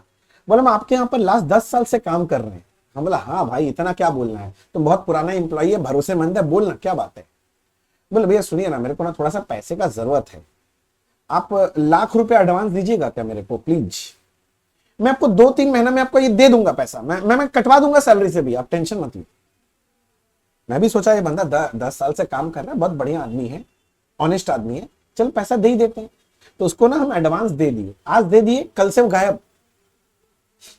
मेरा बात समझ रहा है? उसके घर में खोजने गए, पता चला वहां पर कोई रहता ही नहीं है, वो छोड़ के भाग गया कहीं पर। अब सोच के देखो, यहां पर मैंने पेमेंट तो कर दिया है, क्या इसके अगेंस्ट में मुझे बेनिफिट मिला सर्विस का? नहीं। तो ये जो एडवांस मैंने पे किया, ये अपने लिए क्या बन गया? लॉस हो गया। बोलो क्लैरिटी मिला? दोनों के बीच का डिफरेंस समझ में आया? Yes sir, no sir? तो अब दूसरा क्वेश्चन, अब बताओ इनकम और गेन के बीच में क्या फर्क है? तुम ही बोला था expenses losses income gain nominal होता, तुम लोग बोला था, हम नहीं बोले थे, तुम लोग बोला था। तो बताओ इनकम और गेन के बीच में क्या डिफरेंस? इतना बचपन से पढ़ गया, बोलो। बोलो भैया आप समझ तो गए हैं कि हम लोग को मतलब नहीं पता दोनों का डिफरेंस। आप बेइज्जती करके बताना चाहते हैं कि डायरेक्टली बताना चाहते हैं, ये बताइए आप सीधा सीधी। ठीक है, मतलब तुम लोग मान लिया, तुम लोग ठीक से नहीं पढ़ाई किया बचपन में। हाँ भैया मान लिया, एकदम मान लिया। अब आप बोल दीजिए, ज्ञान मत दीजिए, आप बोलिए चुपचाप। सुनो ध्यान से। अब फिर अगर इनकम और गेन का डिफरेंस समझना, इनकम है अगर आपने कोई एफर्ट लगाया, उसके अगेंस्ट में कुछ मिला, एफर्ट लगाया उसके अगेंस्ट में मिला, इनकम। और बिना एफर्ट के मिल गया तो गेन है। नहीं समझा बात? मेरा बात, मैं आपको पढ़ाया, आपने मुझे फीस दिया, ये मेरा इनकम है। सोचो, मैंने एफर्ट लगाया है ना भाई। मैं जा रहा था ऐसे रास्ते में, मुझे एक लॉटरी का दुकान दिखा, ठीक है, वह लिखा हुआ था ₹2 दीजिए 1 करोड़ रुपए जीतिए, और मैं ₹2 लगा दिया वहां पर, लगा के भूल गया। 1 हफ्ता बाद निकला 1 करोड़ का लॉटरी। अब ये जो पैसा मिला 1 करोड़ रुपया, बताओ इसके लिए क्या मैंने कोई एफर्ट लगाया था अपने पास? नहीं। पर आ गया, फायदा तो हो गया। तो ये मेरा इनकम नहीं कहलाएगा, ये मेरा क्या कहलाएगा, गेन कहलाएगा। जल्दी बोलो, समझ में आ रहा है इनकम गेन का डिफरेंस? आगे जाके अगर कोई अगर पूछ लिए सब तो बता पाओगे ना? ठीक है, छोड़ो ये सब, इतना कौन बात करता भैया बेसिक्स में, पता नहीं, बचपन में पढ़े थे तो इतना कोई बोलता ही नहीं है, आपको ज्यादा बोलने का पड़ा रहता है। अच्छा कोई बात नहीं, कोई बात नहीं, आगे बोलता हूं मैं आगे। अब हमें पढ़ना है बनना गोल्डन रूल्स, है ना, गोल्डन रूल्स पढ़ेंगे, क्योंकि ट्रेडिशनल अप्रोच के हिसाब से ये जितना भी आपने अकाउंट पढ़ा, मेजर 3 तरह का अकाउंट पढ़ा, उनका गोल्डन रूल्स है, वो बचपन में पढ़ा हुआ है। Golden rules nothing but debit and credit rules for all the accounts, right? तो चलो साथ साथ पढ़ेंगे भी लिखेंगे भी। अकाउंट है, आप डेबिट रूल्स भी बताएंगे और क्रेडिट रूल्स भी बताएंगे। चलो बताओ, पर्सनल अकाउंट का क्या रूल था? पर्सनल का था डेबिट द रिसीवर और क्रेडिट द गिवर। अश्मित तुम अपने आप को बस म्यूट करके रख, जब बोलना हो ना तभी अनम्यूट करना, नहीं तो आपका बैकग्राउंड का भी आवाज काफी आ जाता है। अच्छा, पर्सनल के बाद अश्मित को क्या सच में सुनाई नहीं देता है?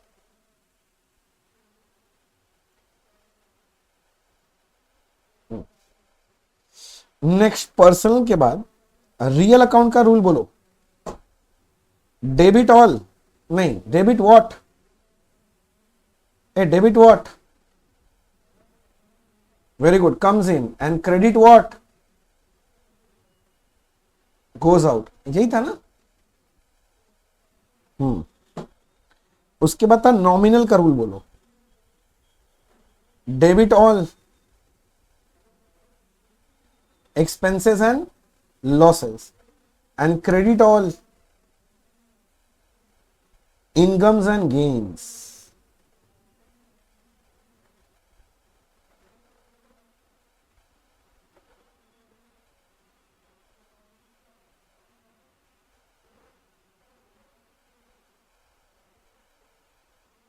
लिख लिया? अब ये गोल्डन रूल मेरे को पता है, सारा बच्चा लोग को पता है, ऐसा कोई बच्चा नहीं जिसको गोल्डन रूल नहीं आता है, सबको आता है, बचपन में सब पढ़ा हुआ है। मेरा बस छोटा सा क्वेश्चन है यहां पर, ये गोल्डन रूल्स ऐसे बनाई कैसे? अब तुम बोलता है पर्सनल के लिए debit the receiver credit the giver, क्यों उल्टा क्यों नहीं बोले? मेरे को माने debit the giver credit the receiver बोलने का माने, नहीं समझा मेरा बात? ऐसे रियल के लिए बोलता है तुम debit word comes in credit word goes out, क्यों उल्टा क्यों नहीं? उल्टा क्यों नहीं? मेरे को उल्टा बोलना है, ऐसे क्यों मान लू मैं? नहीं भैया हम बोल रहे हैं ना, तो तुम बोल रहे हैं तो क्यों मान ले? मेरा बात समझ रहे मैं क्या पूछना चाह रहा हूं? मतलब what is the logic behind this rule, how this rule came only?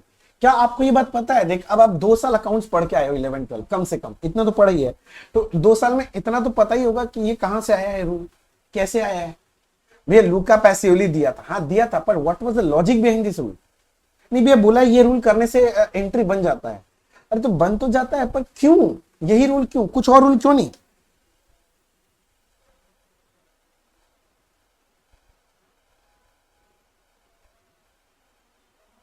बोल मेरे बच्चे, ऐसा रूल क्यों? जागृत जी, मंशा जी, शोमवो जी, लोकेश जी, तरुण जी, अश्मित जी, और भी जितने लोग जी हैं सबको बोल रहा हूं, आइडिया है? बचपन में बताया गया है कि नहीं गया है? नहीं बताया गया, मेरे को पता नहीं, बता कोई बताता ही नहीं। पर ये बोलो, आपको जानने का मन है क्या? अगर जानने का मन है तब तो मैं 5-10 मिनट लगाऊं एक्स्ट्रा और आपको लॉजिक डिराइव करके बताऊं कि ये आया ही कैसे। अगर आपको लगता नहीं भैया जरूरत नहीं है, चलिए चलिए आगे बढ़िए, टाइम वेस्ट मत कराइए, डायरेक्टली जो करना कराइए, ये सब छोड़िए, लॉजिक नहीं चाहिए अपने को जिंदगी में। ऐसे होता है, समझ में आ गया, काम हो गया, बस चलिए आगे बढ़िए, मैं आगे बढ़ जाऊंगा। इतना तो रिप्लाई बता, क्या आपको जानना है कि ये रूल आया ही कैसे, कि जानने की जरूरत नहीं है? अभी सब बच्चा लोग बोला नहीं, इसलिए मैं बैठा हूं, 2 बच्चा बोला थे। पक्का सुनेगा ना? फिर ध्यान से सुनना पड़ेगा एकदम, और पार्टिसिपेशन चाहिएगा, क्योंकि मैं फिर क्वेश्चन पूछूंगा तो मुझे रिप्लाई चाहिएगा। अगर आप रिप्लाई नहीं कर पाएंगे तो मैं आपको ये समझा ही नहीं पाऊं। क्या सबको रिप्लाई करेगा? जल्दी बोलो साथ में, हाँ कि ना? हाँ जी सर, ठीक है। तो फिर सुनो, जब इतना बोल ही दिया है तो फिर सुनो, ये पार्ट लिखने का जरूरत नहीं है, ये आप सिर्फ सुनो ध्यान से। मैं बोलता हूं Ram sold goods to Shyam ₹10,000। अब ये ट्रांजैक्शन को बहुत ध्यान से देख लो, कौन किसको माल बेच रहा देख लिया। Ram sold goods to Shyam, तो राम ने श्याम को माल बेचा 10,000। मेरा क्वेश्चन है, how many parties are involve in this transaction? 2 parties involve, two. कौन कौन है वो? एकदम सही बोल रहे। तो भैया एक तो है भैया आपका ये श्याम बाबू है, और एक कौन है? राम बाबू। 2 जन है भैया ना। अच्छा, ये लोग बोले Ram sold goods to Shyam, right. तो मेरे को बस इतना बोलो, इस केस में किसको गुड्स मिल रहा है और कौन दे रहा है?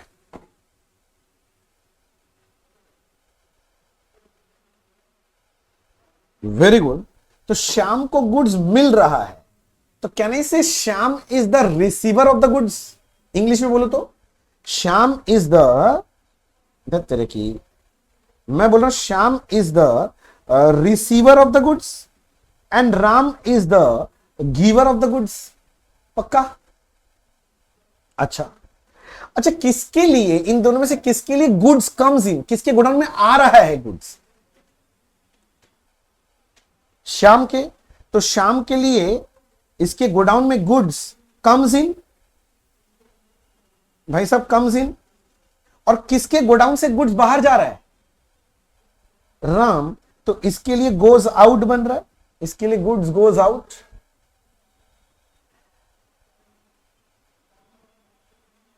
अश्मित आपके बैकग्राउंड से आवाज आ रहा है, प्लीज थोड़ा साइलेंट कर ले अपने आप को।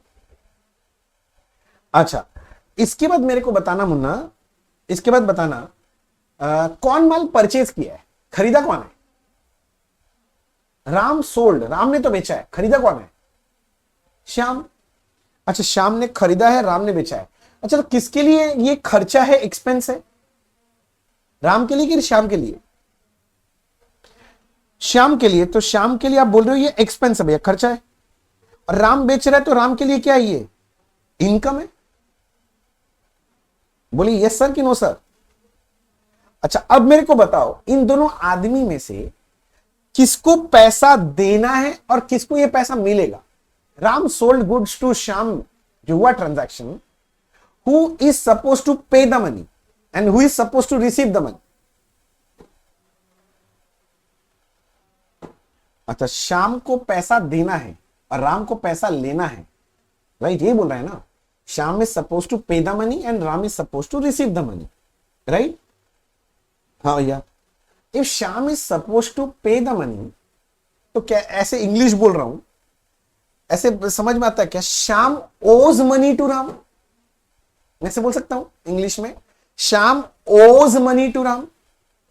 हाँ भैया, टू ओ, ये जो बोल रहा टू ओ, तो Shyam owes money to Ram ना। टू ओ को लैटिन में बोलते हैं डेबर या डेब्रे। उच्चारण के लिए प्लीज मेरे को माफ करो, मैं लैटिन नहीं जानता भाषा, स्पेलिंग यही है DEBERE, डेबर या डेब्रे बोलते, ठीक है ना? ऐसे ही कैन से राम को पैसा मिलेगा श्याम से? अरे भाई, श्याम को पैसा देना है, Shyam owes money to Ram, so can I say Ram is suppose to receive money from Shyam? English बोल रहा हूं, थोड़ा अच्छा English. Ram is interested with Shyam. Interested मतलब भैया राम को पैसा लेना है श्याम से। आंसर, टू इंटरेस्ट को लैटिन में बोला जाता है क्रेडर, CREDERE। समझो बात को, समझ रहे हो? ये जो डेबिट वर्ड था, सॉरी डेबर वर्ड था ना, ये लैटिन से इंग्लिश में आते आते बन गया डेबिट, धीरे धीरे धीरे धीरे करके डेबिट बन गया। और ये जो क्रेडर शब्द था ना, वो धीरे धीरे धीरे धीरे क्या बन गया? क्रेडिट बन गया। आपको लॉजिक शायद दिखाई दे गया होगा, पता नहीं आपके लिए का मोमेंट बनेगा नहीं, मेरे को तो बहुत मजा आया था जब हमको पहली बार पता चला था। देखो, debit the receiver, credit the giver. Debit comes in, credit what goes out, debit all expenses and losses, credit all incomes and gains. बन गया ना रूल। अच्छा और मजेदार बात बताता हूं, डेबिट का शॉर्ट फॉर्म डीआर होता है और क्रेडिट का सीआर, पता है ना, अपने बचपन से अकाउंट्स में लिखते हैं ना। मेरा बचपन का डाउट देखो क्या है, क्रेडिट में तो सीआर है, सी के बाद आर है, किंतु डेबिट में तो कहीं पर भी आर नहीं है, तो डी आर कहां से आ गया भाई? डीई होना चाहिए था डेबिट मेरे हिसाब से। तो अगर क्रेडिट पहला 2 लेटर ले रहे हो सी आर, तो डेबिट का पहला 2 लेटर तो डीई है। अच्छा आर भी लगा रहे तो पूरे डेबिट में तो कहीं आर है ही नहीं। आया था क्या कभी बचपन में डाउट? ये पता नहीं आया था क्या नहीं आया था। अगर मेरे जैसा था हो सकता आ गया हो, मेरे को बड़ा डाउट था। किंतु एक्चुअली समझो बच्चे, ये जो शॉर्ट फॉर्म डेबिट और क्रेडिट है ना, ये इंग्लिश वर्ड से नहीं बना है, ये लैटिन वर्ड से बना है। वो लोग कैसे बनाया पता है? ये लोग क्या क्या लिया है, जरा ध्यान से देखना और समझना मैं क्या बोल रहा हूं। फर्स्ट लेटर और सेकंड लास्ट लेटर से बनाया है शॉर्ट सी आर। कौन सा समझ गया? क्रेडिट से। तो डेबिट का कहां से लिया है? ये इतना तरह की डेबिट का भी वही बात है, ये रहा डी और ये रहा आर, डेबिट, यहां से बना है शॉर्ट। पता नहीं, लगता है किसी को मजा नहीं है, किसी के चेहरे में खास हंसी नहीं दिखाई दे रहा। बोलता ना नया कुछ सीखने का एक खुशी, वो खुशी नहीं दिख रहा है यार सबके चेहरे पे। एक उत्सुकता होना चाहिए, कुछ नया सीखने को मिल रहा है यार, ये सब चीज होता है, मतलब हमको अच्छा लगता है, हिस्ट्री भी जानने में अच्छा लगता है। ये आया कहां से भाई? ऐसा कॉन्सेप्ट जागा ही क्यों किसी के मन में? क्या कुछ समझ में आया मैंने जो बताया आपको लॉजिक? तो आगे से कोई बोले ना लॉजिक नहीं है, ऐसे ही होता, रट लो। बचपन में तुम पूछा भी होगा शायद, तुमको तो यही बोला गया होगा, ऐसे ही होता, रट लो, इसके ऊपर क्वेश्चन मत पूछना। पर ऐसा नहीं है बच्चे, लॉजिक है इसके पीछे। अच्छा बोलो जी, हो गया? मैं समझाया कुछ नया आपको? ऐसा लग रहा है कुछ नया सीखने को मिला? मुझे रिप्लाई चाहिए थोड़ा बहुत।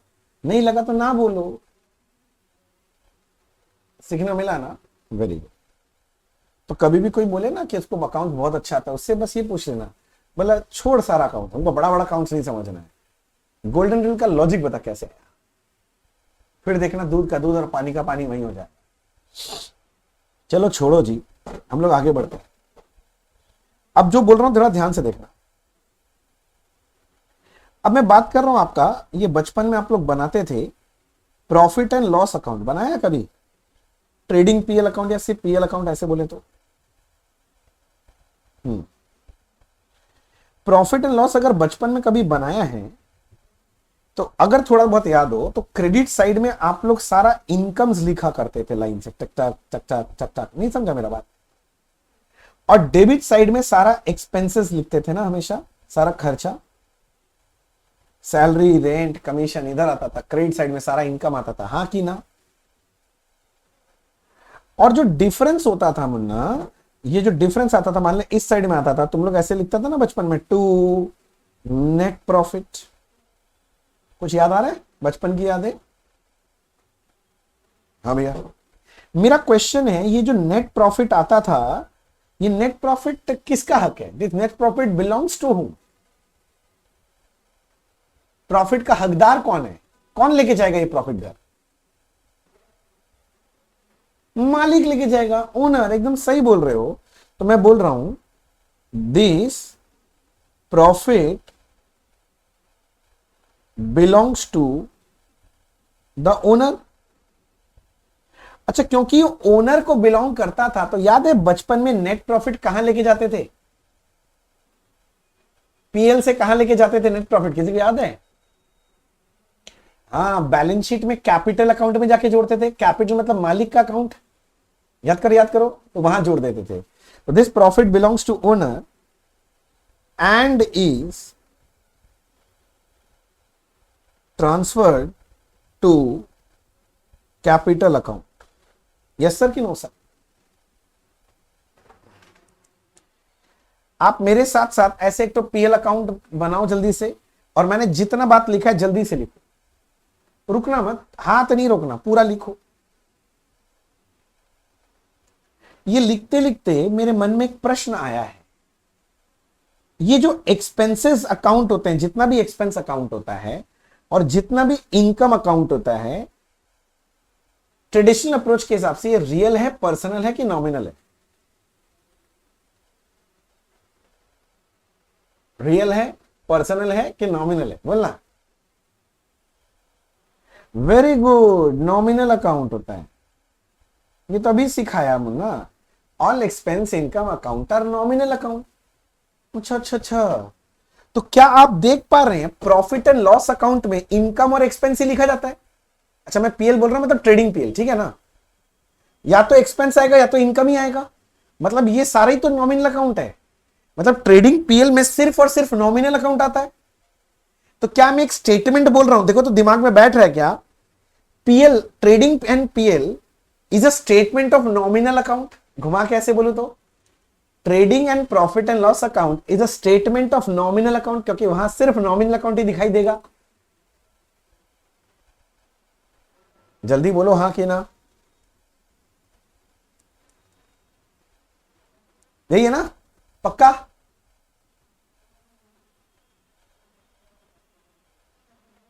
चलो यहां तक लिखना हुआ क्या? मैंने जैसे लिख के रखा है ड्राइंग बना के वैसे लिख के रखो, और हो गया हो तो मुझे बताना, क्योंकि मुझे फिर आगे बढ़ना है इन चीजों को लेके।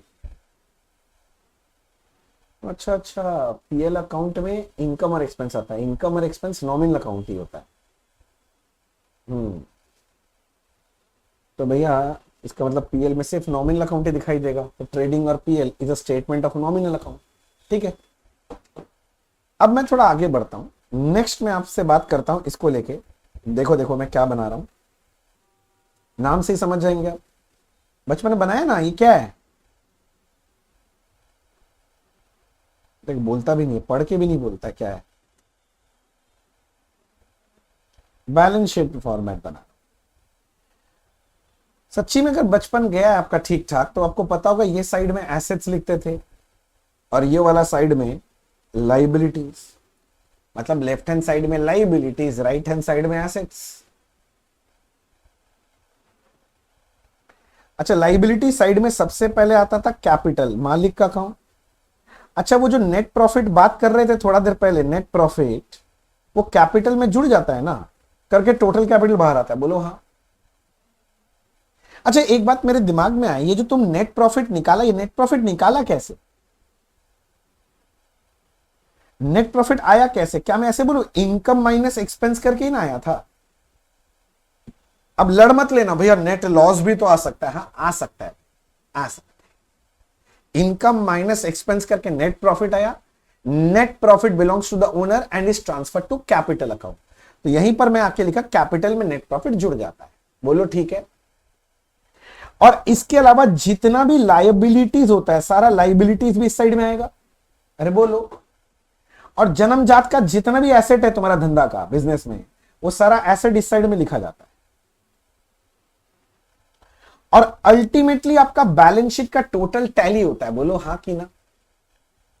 ये जो टोटल है लाइबिलिटी साइड का और एसेट साइड का, मैं बोल रहा हूं दिस टोटल शुड टैली। हाँ कि ना। मेरा रीजन है, मेरा मेरा क्वेश्चन है क्यों, क्यों टैली करना चाहिए? क्यों करेगा टैली? क्यों? ये बोल सकेगा, तुम लोग थोड़ा दिमाग लगेगा तो बोल देगा फट से। रीजन क्या है? हमने ऐसा क्या किया है अकाउंटिंग करते वक्त कि ये टैली हो जाए?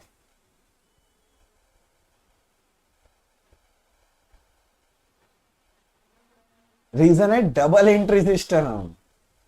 क्योंकि हम लोग अकाउंटिंग कौन से सिस्टम से करते हैं? डबल एंट्री ना। जितने का डेबिट लिखते हैं उतने का क्रेडिट लिखते हैं। तो यही रीजन है जिसकी वजह से बैलेंस शीट का टोटल टैली होना चाहिए।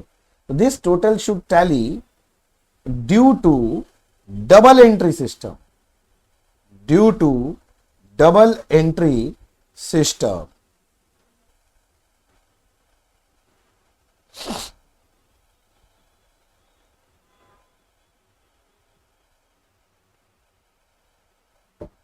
बोलो।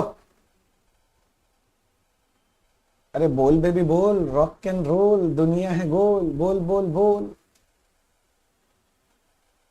क्या यहां तक समझ में आया? अच्छा मेरे क्वेश्चन है, मेरे को इसका जवाब देना। तो ये जो कैपिटल अकाउंट है ना, कैपिटल अकाउंट, ये कौन सा अकाउंट है, रियल, पर्सनल की नॉमिनल?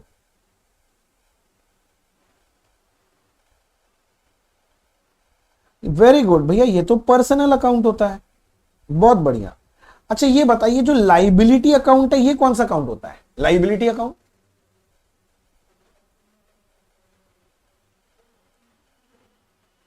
लाइबिलिटी रियल हो सकता है। अच्छा रियल अकाउंट का डेफिनेशन क्या था बताना तो जरा बेटा, थोड़ा देर पहले लिखा, अभी अभी 5 मिनट पहले लिखा रियल का डेफिनेशन, बोल तो क्या था? All assets account are real excluding any receivable, ये लिखा था ना, वहां लिखा था all assets and liabilities are real ना भैया, तो कैसे बोल दिया लाइबिलिटी रियल अकाउंट होगा? लाइबिलिटी हमेशा पर्सनल अकाउंट होता है। जब मैं बोलता हूं ना लाइबिलिटी मतलब देना बाकी है, किसको? उसको, उस आदमी को देना बाकी है, समझ रहे हैं मेरा बात? उसको रिप्रेजेंट कर रहा है पर्सनल अकाउंट। तो जितना भी लाइबिलिटी अकाउंट होता है हमेशा पर्सनल अकाउंट होता है। अच्छा अच्छा अच्छा, मतलब आप ये बोलना चाह रहे हैं कि कैपिटल अकाउंट भी पर्सनल अकाउंट होता है और लाइबिलिटी भी पर्सनल अकाउंट होता है? करेक्ट। अच्छा अब बताओ, अगर सच्ची में सुना है तो सही से जवाब देगा। बताओ ये जो एसेट्स अकाउंट होता है ये कौन सा अकाउंट होता है, रियल, पर्सनल की नॉमिनल? बोलो बोलो भैया भैया, रियल अकाउंट। आपने आधा सुना, ये रियल भी हो सकता है और ये पर्सनल भी हो सकता है। हाँ अब दिमाग में क्लिक कर रहा होगा। All assets account are real excluding any receivable बोला था मैंने, क्योंकि रीजन बताया था, जो रिसीवेबल है वो एसेट तो होता है मगर वो रियल अकाउंट नहीं होता, वो पर्सनल होता है। एसेट तो होता है मगर पर्सनल। तो कोई भी एसेट अकाउंट जो है या तो रियल होगा या पर्सनल भी हो सकता है। सारा एसेट रियल ही होता है, मगर ऐसा कोई एसेट है जो रिसीवेबल नेचर का है तो वो रियल नहीं, वो पर्सनल अकाउंट में आएगा। तो आपका जो एसेट अकाउंट है वो रियल भी हो सकता है और पर्सनल भी हो सकता है। जल्दी समझो बातों को, जल्दी समझो, ये छोटा छोटा बात है। रुक जाना, पहले सुनने बोला मैंने, मैंने बोला कि बोल सामने, 1 मिनट रुक जा। अब मेरे को बताइए, जो बैलेंस शीट देख रहे हो मुन्ना, इसमें कौन कौन सा अकाउंट दिखाई दे रहा है? 3 तरह का अकाउंट होता है, रियल, पर्सनल, नॉमिनल। यहां कौन कौन सा अकाउंट दिखाई दे रहा है, रियल और पर्सनल? तो मैं ये बोल सकता हूं घुमा के कि balance sheet is a statement of personal and real account. जैसे मैंने ट्रेडिंग पीएल बोला, it is a statement of nominal, क्योंकि वहां सिर्फ नॉमिनल अकाउंट दिखाई देते हैं। ठीक है, यहां क्या दिखाई देता है, रियल और पर्सनल, तो it is a statement of real and personal account. मेरा बात समझ में आ रहा है? अच्छा मैंने जो जो चीज लिख के रखा था अभी स्क्रीन पे, सारा लिखा हुआ है ना आपके पास, लिखा है ना? अब मैं एक एक करके कुछ बोल रहा हूं, मेरे साथ साथ लिखो। पॉइंट नंबर 1 लिखो,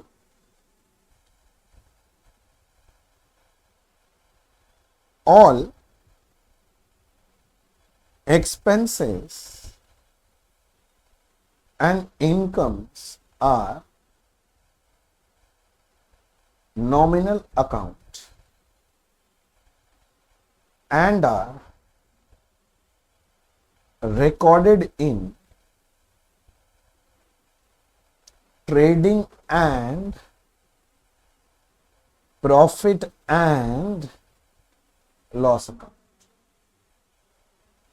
दूसरा,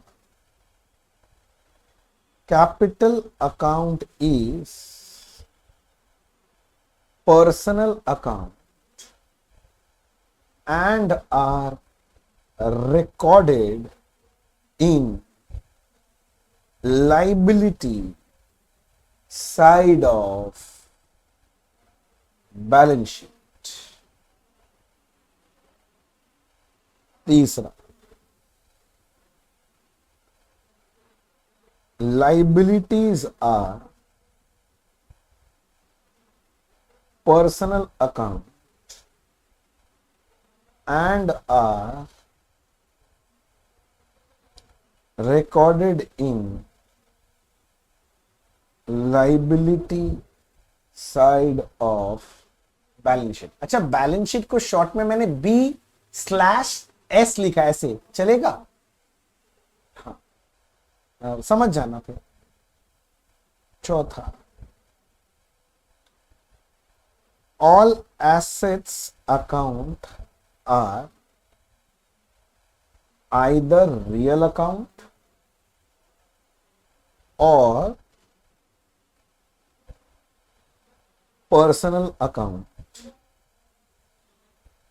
and are recorded in asset side of balance sheet. पांचवा, trading and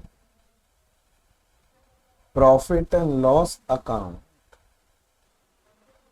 is a statement of nominal account, क्योंकि यहां पर नॉमिनल अकाउंट का भरमार रहता है, नॉमिनल ही नॉमिनल है चारों तरफ।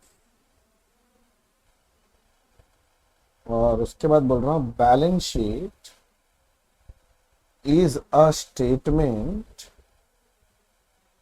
Of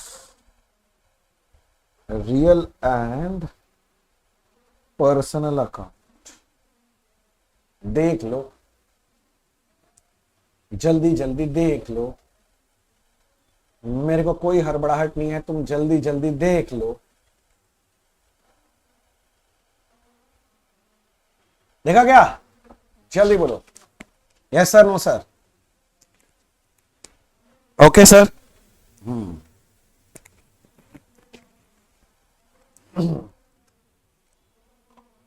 okay sir, hello.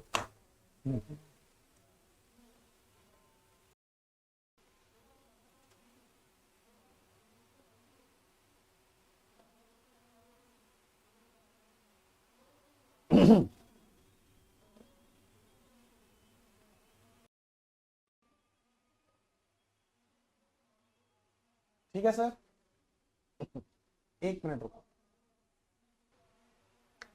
चलिए सर आगे बढ़ते हैं फिर। आ गया, हाँ। चलो बच्चे लोग आगे बढ़ते हैं। अब मेरे को, हाँ, एक बच्चा कुछ पूछ रहा था, वो जरा पूछे तो मेरे से कुछ पूछना चाह रहा था, उस वक्त मैं रुका था उसको। बोल तो बच्चे। हाँ,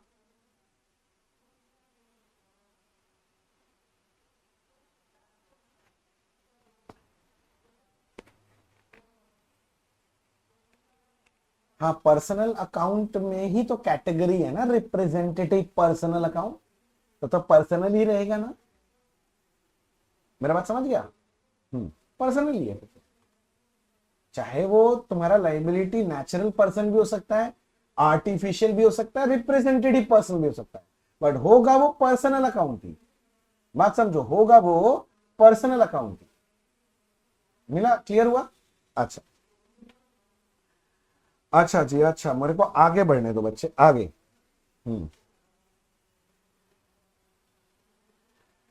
लिखो 4 पिलर्स ऑफ अकाउंट्स। अब आप पहले जितना सुना है उससे भी ज्यादा भयंकर अब वो चाहिएगा, क्या बोलते हैं, कंसंट्रेशन। आपको ज्यादा कंसंट्रेशन चाहिएगा मुन्ना, ये बात आपको बहुत ध्यान से सुनना है। देखो अभी तक बीच में मान लो पीएल, बैलेंस शीट, वो सब समझाते हो, थोड़ा मन इधर उधर भटक भी गया, चलेगा, किंतु अब भटकने मत देना, ठीक है ना। पानी पीना है, एक घुट पानी पहले पी लो। सूसू जाने का है, जाके आ जाओ, ठीक है। कोई फोन डिस्टर्ब कर रहा है मान लो, तो फोन को उसको पहले बोल दो, भैया अब 45 मिनट बात मत करना जानू, समझ गए? हम समझा दिए तुमको। जानू, बाबू, सोना सबको साइड कर दो, बोलो कोई व्हाट्सएप में रिप्लाई नहीं करेंगे अब आधा घंटा, क्योंकि आधा घंटा फुल कंसंट्रेशन से सुनना है। क्योंकि जो बच्चा यहां कंसंट्रेशन से सुन लिया ना, अगला जो बोलने वाला हूं, मतलब जो समझ में आने वाला चीज है ना, आपको आप बोलोगे भाई साहब अकाउंट्स कुछ होता है, लॉजिक आपको बताने वाला हूं, ए लेवल का लॉजिक। रेडी है सारे बच्चे? पहले बोलो, तो ही मैं स्टार्ट करूंगा।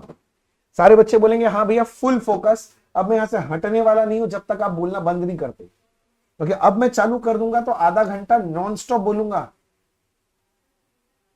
रेडी हैं सारे बच्चे? चलो स्टार्ट करें पक्का? ओके, तो सुनो, there are 4 pillars of accounts. जैसे कोई भी बिल्डिंग का 4 पिलर होता है ना, पिलर पर खड़ा होता है बिल्डिंग, वैसे अकाउंट्स का भी 4 पिलर है जिसपे पूरा अकाउंट्स टिका है। जानते हो 4 पिलर क्या है? एक होता है एसेट्स, एक होता है लाइबिलिटीज, साथ साथ लिख लेना, एक होता है इनकम और एक होता है expense. So what are the 4 pillars of accounts? There are 4 pillars of accounts. Number 1, asset. Number 2, liability. Number 3, income. And number 4, expense. So these are the 4 pillars of accounts.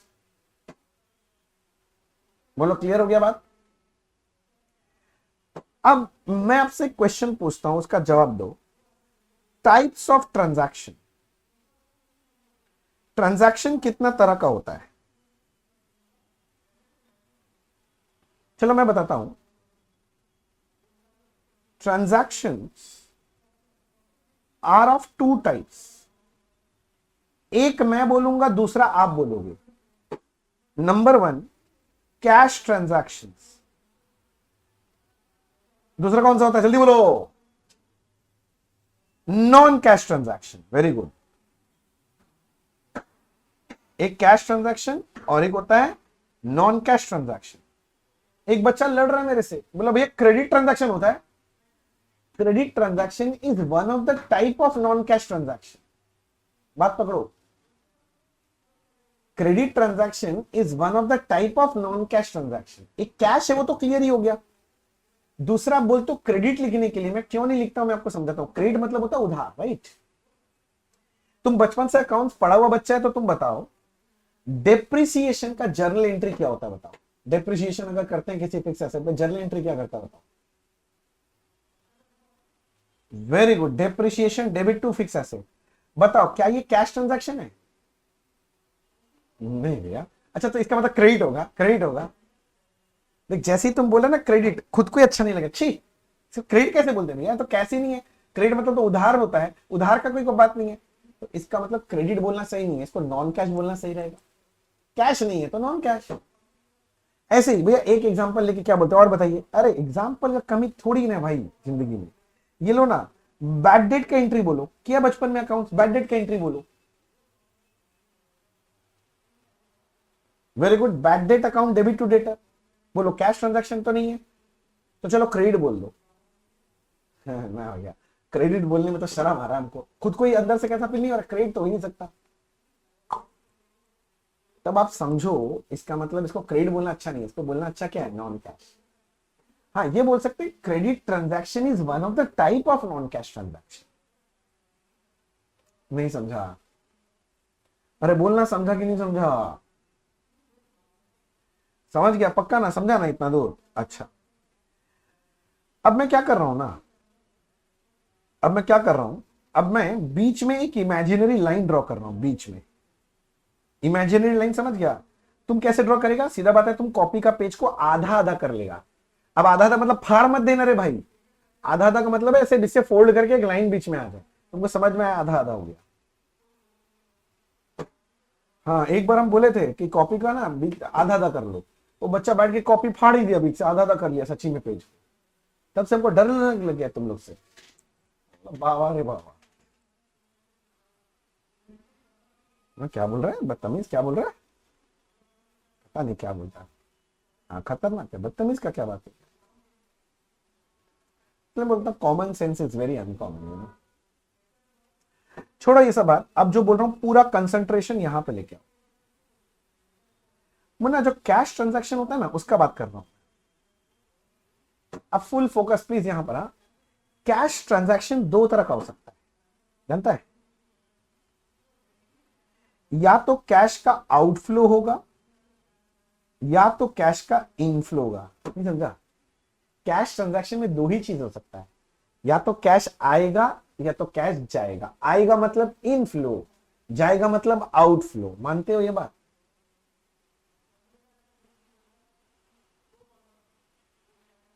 Reply आते रहना पड़ेगा ये सब जगह पर, बिना रिप्लाई के आगे बढ़ना मेरे लिए बहुत मुश्किल हो जाएगा। अच्छा क्या मैं आउटफ्लो को पेमेंट बोल सकता हूं? आउटफ्लो पैसे का बाहर जाना मतलब मैं पेमेंट करूंगा, और इनफ्लो का मतलब पैसा आना, मतलब रिसिप्ट है ये अपना। क्या ये लाइन से, ये वर्ड से रिप्लेस कर सकता हूं? Payment and receipt. अच्छा मैं एक छोटा सा चीज पूछता हूं, मेरे को बता, ये आउटफ्लो और इनफ्लो का मैक्सिमम रिलेशन क्या हो सकता है? मतलब मैं समझाता हूं, मैक्सिमम रिलेशन मतलब ज्यादा से ज्यादा आउटफ्लो जो है वो इनफ्लो के बराबर हो सकता है कि इनफ्लो से ज्यादा भी हो सकता है। मतलब समझो, मेरे पास कैश आया 100 रुपया, सो ज्यादा से ज्यादा आउटफ्लो 100 रुपया हो सकता है कि 100 से ज्यादा भी कर सकता है। तुम्हारे पॉकेट में अगर 100 रुपया इनफ्लो आया है तो आउटफ्लो मैक्सिमम कितना को होगा तुम्हारे पॉकेट से? 100 रुपया कि 150 रुपया हो जाएगा? 100 रुपया। मैक्सिमम रिलेशन यही है कि outflow can maximum to maximum be equals to inflow. Outflow can never be more than inflow. बोलो हाँ कि ना। अब एक बच्चा खतरनाक, वो बोलता है भैया हम बचपन में बैंक ओडी पढ़े थे, बैंक ओवरड्राफ्ट, हम लोग जब पैसा जितना डाले थे उससे ज्यादा निकाल सकते हैं, हो सकता है भैया आउटफ्लो ज्यादा। तो भैया वो बैंक का ट्रांजैक्शन है, कैश का बात कर रहा हूं तुमसे, ज्यादा ज्ञान उधर मत दो हमको, कैश का बात कर रहा हूं। अगर पॉकेट में 100 रुपया मिलना तो ज्यादा से ज्यादा कितना आउटफ्लो हो सकता है? 100 ही हो सकता है। तो वही बोल रहा हूं, मैक्सिमम रिलेशन है कि outflow maximum to maximum can be equals to inflow, outflow can never be more than inflow. Correct? So in other words, can I say my payments can be equals to receipt, but my payments can never be more than my receipt? जल्दी बोलो जल्दी बोलो। My payments maximum to maximum can be equals to receipt, but it can never be more than receipt. ज्यादा नहीं हो सकता। बात पकड़ो, ठीक है? अब मेरा क्वेश्चन ये आता है कि why do we do payment? हम लोग पेमेंट करते क्यों हैं? कोई भी पेमेंट जो जिंदगी में आप करते हो, करते ही क्यों हो? Why do we do payments? हाँ, और कुछ बोलना चाहता है? एकदम सही बोल दिया, एकदम पिन पॉइंट हिट किया। हम लोग, अच्छा पेमेंट करके क्या आता है मेरे पास? अगर मैं किसी को पेमेंट करता हूं कुछ, तो मेरे पास क्या आएगा? आ सकता है गुड सर्विस आ सकता है। तो जो तुम बोल रहे हो ठीक बोल रहे हो, तो इसका मतलब तुम ये बोल रहा है वी, हाँ एकदम सही बोला, we do payment, we do payment to buy goods and services. यही बोला ना तुम, हम लिख दिया, एकदम सही बोला बच्चे। वी डू पेमेंट, क्यों करते पेमेंट? या तो कोई गुड्स मिलेगा सामने से, या तो कोई सर्विस मिलेगा।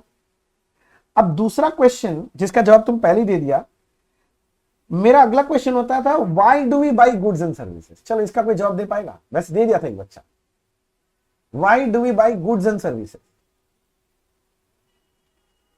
हम लोग गुड्स एंड सर्विस खरीदते क्यों है? ऐसा क्या है? वहां से कोई बेनिफिट मिलेगा, कोई फायदा मिलेगा अपने को। तो इसका मतलब क्या मैं ऐसे बोल सकता हूं कि we buy goods and services to derive benefit from it? अगर कोई पूछता भैया कि आप गुड्स एंड सर्विसेज खरीद रहे क्यों? क्या पैसा है तो क्या उड़ाना ही है क्या आपको? है? हम बोले नहीं नहीं नहीं, हमने खरीदा कोई भी गुड्स या सर्विस इस मोटिव के साथ कि मेरे को वहां से कोई बेनिफिट मिलेगा। तो we buy goods and services क्यों? तो आंसर है टू डिराइव बेनिफिट, वहां से कुछ बेनिफिट मिलेगा। सारा बच्चा लोग लिख रहा है ना? साथ साथ लिखना है सर, दाया बायां करके लिखना है। अब मेरा क्वेश्चन यहां पर मुन्ना, ये मेरा क्वेश्चन क्या, मैं यहां पर दो बातें लिखवाना चाहता हूं। क्वेश्चन तो बाद में हो जाएगा, पहले मैं लिखवाना चाहता हूं। लिखो ऐसे दो बेनिफिट के दो एरो निकालो बेनिफिट वर्ड से। यहां लिखो if benefit is exhausted within the year, तब ये बन गया मेरा expense. And if benefit is not exhausted within the year but will be exhausted future में, तो ये बन गया मेरा एसेट। नोटिंग करो जल्दी से नोटिंग करो इस बात को। मैं समझाता हूं, आप घबराओ नहीं, मेरे को समझाना, मैंने पहले ही बोला मैं कुछ समझाने वाला हूं।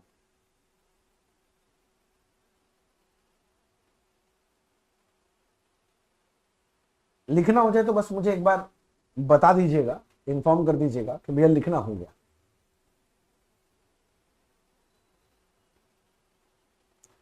एक बच्चे का हो गया, 2 बच्चे का हो गया, 3 बच्चे का हो गया, 4 का हो गया, 5 का हो गया। अच्छा, सब लोग बोल रहे हो गया, ठीक है। अब जरा बात सुनो, मैं क्या बोल रहा हूं। मैंने पहला क्वेश्चन पूछा कि हम लोग पेमेंट करते क्यों, तो आपने बोला हम लोग भैया पेमेंट करते हैं गुड्स एंड सर्विसेज खरीदने के लिए। मैं बोला ठीक है, और तह तक चलते हैं कि गुड्स एंड सर्विस क्यों खरीदा। फिर तुमने बोला कि भैया बेनिफिट मिलेगा वहां से, ये सोच के। करेक्ट। अब मैं क्या बोल रहा हूं कि अगर मैंने पेमेंट किया तो बेनिफिट के लिए ना किया है। अगर मैंने पेमेंट किया इस साल और इस साल पूरा बेनिफिट मिल गया, मतलब बेनिफिट एग्जॉस्ट हो गया, इसी साल पूरा बेनिफिट मिल गया, तो वो मेरा एक्सपेंस बन गया। ध्यान समझना, वो मेरा क्या बन जाता है, एक्सपेंस। तो मैंने लिखा देखो, if benefit is exhausted with in the year, benefit इसी साल मिल गया, पेमेंट तो कर ही दिया था मैंने, इसी साल बेनिफिट भी मिल गया, तो वो मेरा क्या बन जाएगा, एक्सपेंस बन जाएगा। किंतु मान लो हमने पेमेंट कर दिया किंतु इस साल पूरा बेनिफिट नहीं मिला, ना ना ना, benefit is not exhausted with in the year, इसका बेनिफिट आने वाले सालों में भी मिलेगा मेरे को। मैं पेमेंट कर दिया किंतु इसका बेनिफिट आने वाले सालों में भी मिलेगा, तो मेरा बन जाता है एसेट। ध्यान समझना, क्या बन जाता है, एसेट बन जाता है। अच्छा, मतलब आप ये बोल रहे भैया कि अगर हमने पेमेंट कर दिया और बेनिफिट इसी साल मिल गया मेरे को अगर, तो वो मेरा एक्सपेंस है, और बेनिफिट इस साल नहीं मिला, आगे जाके भी मिलेगा बेनिफिट, इसमें से खत्म नहीं हुआ बेनिफिट आगे भी मिलेगा, तो वो मेरा एसेट है भैया। मैं एग्जांपल लेके समझाता हूं, एकदम बचपन का बेसिक एग्जांपल लेता हूं जिससे आपको फट से क्लिक कर जाए। रेडी है सुनने के लिए? मान लो 1 साल, 2 साल, 3 साल, 4 साल कर देते हैं। ये ईयर है 2020, ये है 21, ये है 22, ये है 23। 4 साल का हिसाब दे रहा हूं। मैं बोल रहा हूं साल के पहले दिन 2020 में हमने एक मशीनरी खरीदा, एक नया फिक्स्ड एसेट खरीदा 1 लाख रुपए में। कितने में खरीदा भाई साहब? 1 लाख रुपए में खरीदा। और मैंने बोला इस एसेट का जिंदगी है 4 साल का, जिंदगी है 4 साल का, लाइफ 4 ईयर। समझता है ये सब बात? 4 साल चलेगा भाई। मैं यहां खड़ा हूं पहले दिन, आज मैं मशीन खरीद कर 1 लाख रुपया दिया, मशीन खरीद के ले आया। बोलो आज जिस दिन मैं मशीन खरीद के लाया, इस दिन मुझे मशीन से पूरा बेनिफिट मिल गया क्या? नहीं भैया, अभी तक तो यूज ही नहीं किए, अभी तो आप लेके खरीद के लाए हैं बस, अभी तो आप सांस ही ले रहे हैं, अभी तक मशीन यूज कहां किए, यूज नहीं किए तो बेनिफिट कहां से मिल जाएगा? तो अभी तक बेनिफिट नहीं मिला ना, बेनिफिट मिलेगा, मिलेगा। तो ये मेरे लिए अभी एसेट है, अभी तक बेनिफिट मिला नहीं। अब क्या हुआ, समय का चक्का घूमा और धीरे धीरे धीरे धीरे धीरे ये साल खत्म हो गया। बात समझना, समय का चक्का घूमा और धीरे धीरे धीरे धीरे ये वाला पहला साल खत्म हो गया, और खत्म होने के बाद मैं यहां आके खड़ा हो गया भाई साहब, मैं 2020 के एंड में आके खड़ा हो गया। जरा विजुअलाइज करो मैं कहां खड़ा हूं, समझ गए ना? 2020 के लास्ट डे आके खड़ा हो गया। क्या मैं बोल सकता हूं कि मैंने इस एसेट को 1 साल यूज किया है? बोलो ना हाँ, 1 साल यूज कर लिया। तो 1 साल यूज कर लिया है तो मैं 1 साल का बेनिफिट डिराइव कर लिया, बेनिफिट एग्जॉस्ट कर लिया उसमें से। भाई 1 साल यूज करेंगे तो 1 साल का बेनिफिट मिल गया ना मुझे। सुनो ना, मेरा मशीन 1 लाख रुपया का था और 1 लाख रुपया देके मुझे 4 साल इससे बेनिफिट मिलना था, 4 साल का। तो 1 साल में कितने रुपए का बेनिफिट मिलना था? लॉजिकली सोचना, 25,000 रुपया का। तो मैं बोल रहा हूं मेरे को 1 साल का बेनिफिट मिल गया, मतलब मुझे 25,000 रुपया का बेनिफिट मिल गया। बेनिफिट एग्जॉस्टेड, ये बेनिफिट एग्जॉस्ट हो गया तो ये मेरा एक्सपेंस बन जाएगा। बोलो ना हाँ। किंतु मेरा 1 लाख का एसेट में से 25,000 का बेनिफिट मिल गया, तो कितने का बेनिफिट अभी भी नहीं मिला, मिलना बाकी है।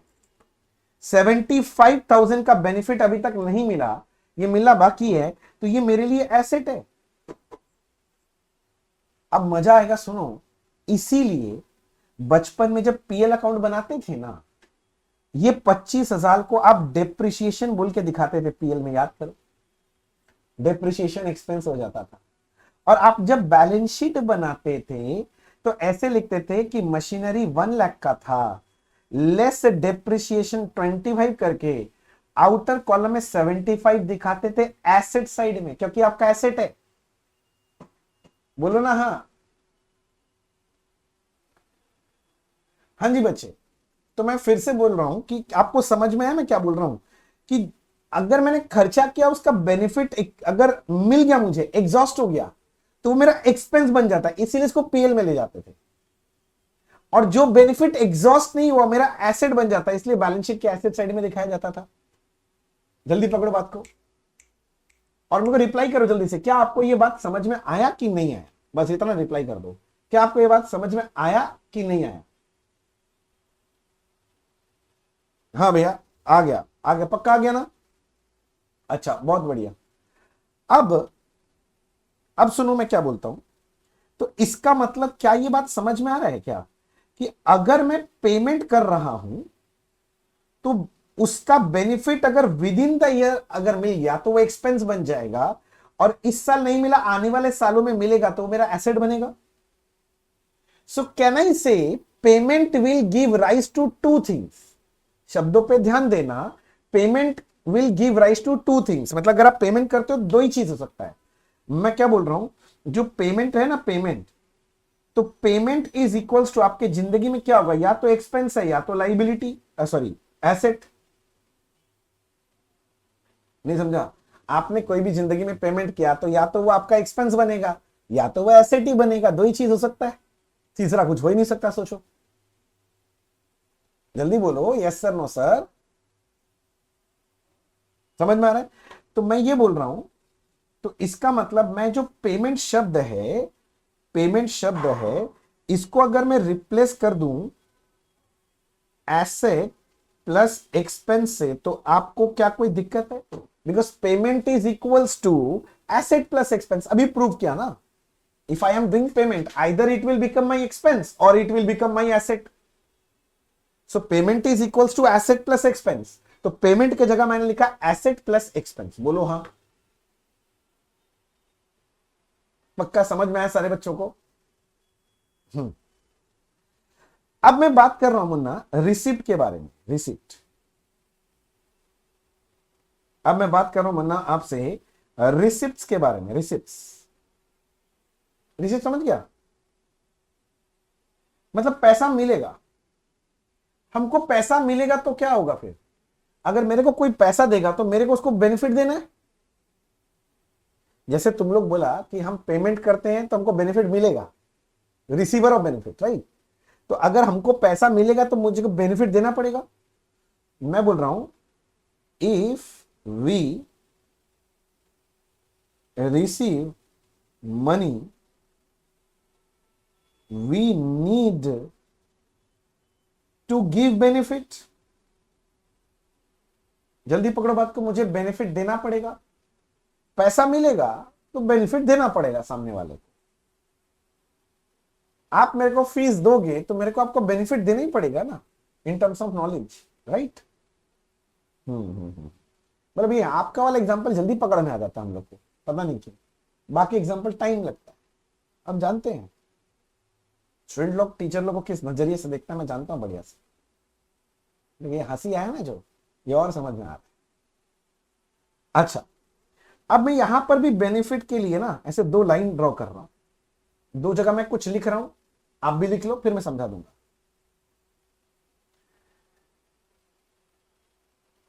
कैश रिसीव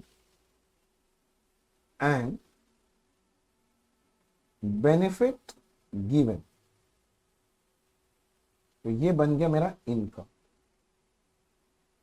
और यहां है cash receive but benefit not given. अभी तक बेनिफिट दिया नहीं है, we are liable to give the benefit, so it becomes my liability. So it becomes my liability. It becomes my liability, liability, liability. अच्छा अच्छा भैया, आप ये बोल रहे हैं पैसा मिला और आपने बेनिफिट दे दिया, ये आपका इनकम है। हाँ, अब सोचो, आपने मुझे फीस दिया और मैंने आपको पूरा पढ़ा दिया, तो समझो ये जो फीस मिला मेरा इनकम है।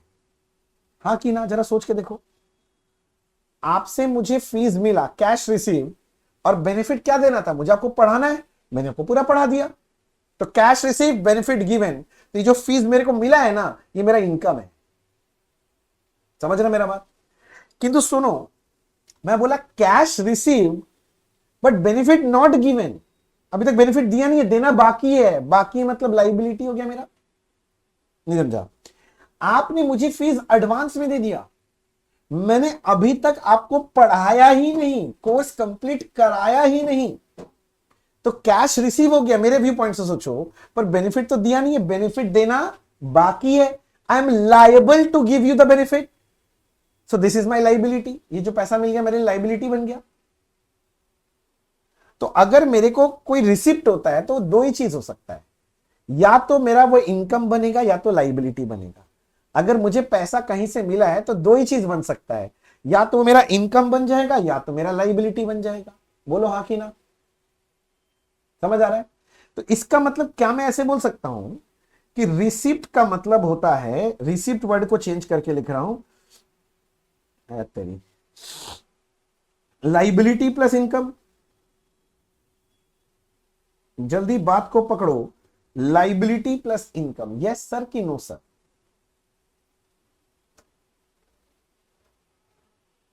Yes sir.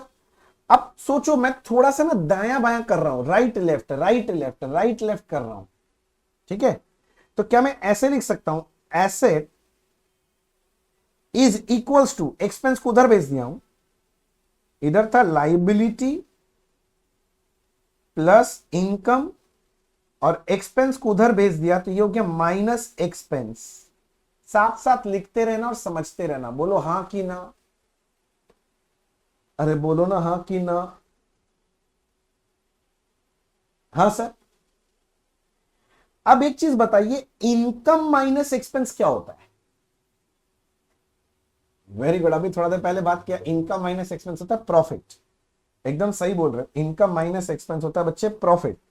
तो क्या मैं ऐसे लिख सकता हूं कि asset equals to liability plus profit?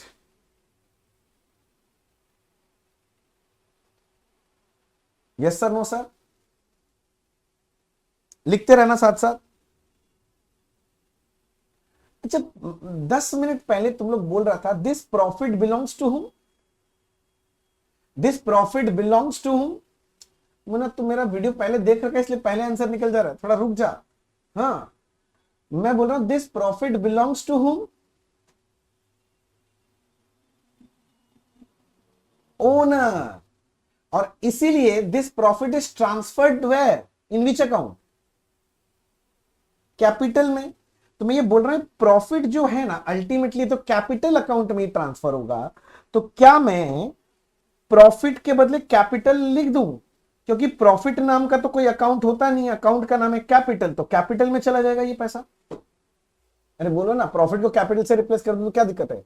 मालिक का चीज है, मालिक, कैपिटल मालिक को रिप्रेजेंट करता, तो मालिक लिख दो डायरेक्ट, कैपिटल कैपिटल। अरे बोलो ना हाँ। सारे बच्चे को क्या ये बात मेरा समझ में आया, मैं जो बोल रहा हूं अभी? शायद बच्चा लोग कुछ देख नहीं रहा है, क्या दिखाई दे रहा है यहां पर? Right, accounting equation. जिसको अभी तक दिखाई नहीं दे रहा है थोड़ा लेफ्ट राइट कर लो। अरे कुछ नहीं, हमने लिखा है, देखो उस साइड में capital plus liability is equals to, इस साइड में क्या है, एसेट, और इसको हम लोग बोलते हैं अकाउंटिंग इक्वेशन। मुन्ना सुनो ना, अभी तक बचपन में आपको अकाउंटिंग इक्वेशन रटाया गया था कि capital plus liability equals to asset होता है, रट लो। मैंने आपको जिंदगी में पहली बार प्रूव करके दिखाया ये कैसे आता है, और वो भी लॉजिकल वे में प्रूव किया है, कोई भी इलॉजिकल वे नहीं दिया आपको कि अचानक से कुछ चालू कर दो, पूरा एकदम बेस से चालू किया है, कैश ट्रांजैक्शन से पकड़ पकड़ के डिराइव करके दिखाया हूं। मजा नहीं आया? कुछ नया नहीं सीखने को मिला? खुश होता ही नहीं है तुम लोग? हाँ 3-3 सेकंड का वो देखने वाला शॉर्ट्स देखने वाला बच्चा लोग को क्या मजा आएगा, ऐसे करने का था ना, 3 सेकंड मजा नहीं आ रहा है, 3 सेकंड मजा नहीं आ रहा है, 3 सेकंड बस, कंसंट्रेशन नहीं है ना। ये तो खुशी आता, अरे वाह क्या पॉइंट यार, कहां से कहां पहुंच गया यार, वो आना चाहिए एक तो खुशी, वो एक हंसी आना चाहिए, अरे कुछ नया सीखने को मिल रहा है, ये तो कभी देखा ही नहीं था पहले। बोलो यहां तक ठीक है, अकाउंटिंग इक्वेशन का मैंने प्रूव करवा दिया देखो। हाँ अच्छा एक बात बताओ, एक ऐसी बात बताओ, क्या ये तो बचपन में पढ़ा वही है, accounting equation is represented by which financial statement. एक फाइनेंशियल स्टेटमेंट है जो अकाउंटिंग इक्वेशन को रिप्रेजेंट करता है, जानते हो उस फाइनेंशियल स्टेटमेंट का नाम क्या है? Balance sheet. Balance sheet represents accounting equation, क्योंकि सोचो अगर आप बैलेंस शीट को देखोगे तो अकाउंटिंग इक्वेशन ही तो है, नहीं समझा?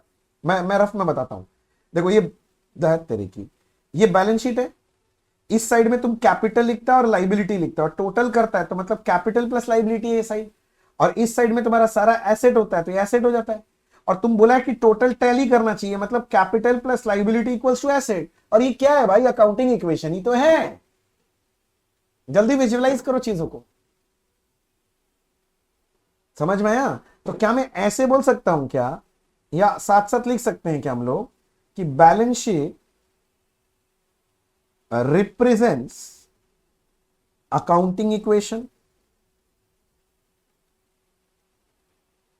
बैलेंस शीट किसको रिप्रेजेंट कर रहा है? अकाउंटिंग इक्वेशन को। या उल्टा बोलो, अकाउंटिंग इक्वेशन किसको रिप्रेजेंट कर रहा है? बैलेंस शीट को। बोलो समझ में आ रहा है? हाँ सर समझ में तो आ रहा है थोड़ा थोड़ा। देखो ऐसे मेरा बेसिक बताना खत्म नहीं हुआ, अभी तो बस ये शुरुआत है, ठीक है ना? अगले दिन तो मैं और भी, आज तो अकाउंटिंग इक्वेशन प्रूव किया, अगले दिन तो मैं आपको वो सारा बात बताने वाला हूं जो पहला दिन बोला था आपको। कौन सा पता है? कि अकाउंट टी शेप का जो बनता है तो लेफ्ट हैंड साइड में डेबिट क्यों और राइट हैंड साइड में क्रेडिट क्यों? एसेट का एक्सपेंस का डेबिट बैलेंस क्यों होता है, लाइबिलिटी और इनकम का क्रेडिट बैलेंस क्यों होता है? मॉडर्न रूल का जो आपका डेबिट क्रेडिट रूल्स है उसका प्रूफ, ये सारा बात अपने लोग करने वाले, पर वो आज नहीं हो पाएगा, आज काफी कुछ पढ़ लिए, आज अभी बोलेंगे तो फिर आपका दिमाग ब्लॉक हो जाएगा, ठीक है ना? बस आपसे इतना रिक्वेस्ट रहेगा कि अभी तक मैंने जितना भी पढ़ा दिया ना ये 2 सेशंस में, आपका पूरा अच्छे से रिवाइज कर लेना, लाइन बाय लाइन पूरा एकदम याद कर लेने का है, और मैं उम्मीद कर रहा हूं कि क्लास में भी आपको याद हो ही जा रहा होगा सारा। फिर भी मैं आपसे रिक्वेस्ट करूंगा कि 2 बार रिवीजन करके आना क्लास में, फिर अपने लोग भी रिवीजन करेंगे, डोंट वरी। पर बोलो अभी तक जितना पढ़ाई किया सब समझ में आया? आपके मन में अभी तक कोई शंका, आशंका, दुविधा, जिज्ञासा, पे ज्ञान की पिपासा नहीं? तो एक काम करते, फिर आज इतना ही रखते हैं, पूरा रिवाइज करके फिर अगले दिन मिलेंगे, क्योंकि टाइम खत्म हो गया, मेरा चेहरा देखेगा सारा बच्चा, फिर 2 मिनट ज्यादा पढ़ा देंगे तो आज इतना ही रखते हैं, अगले दिन फिर मिलेंगे। Thank you so much, bye bye.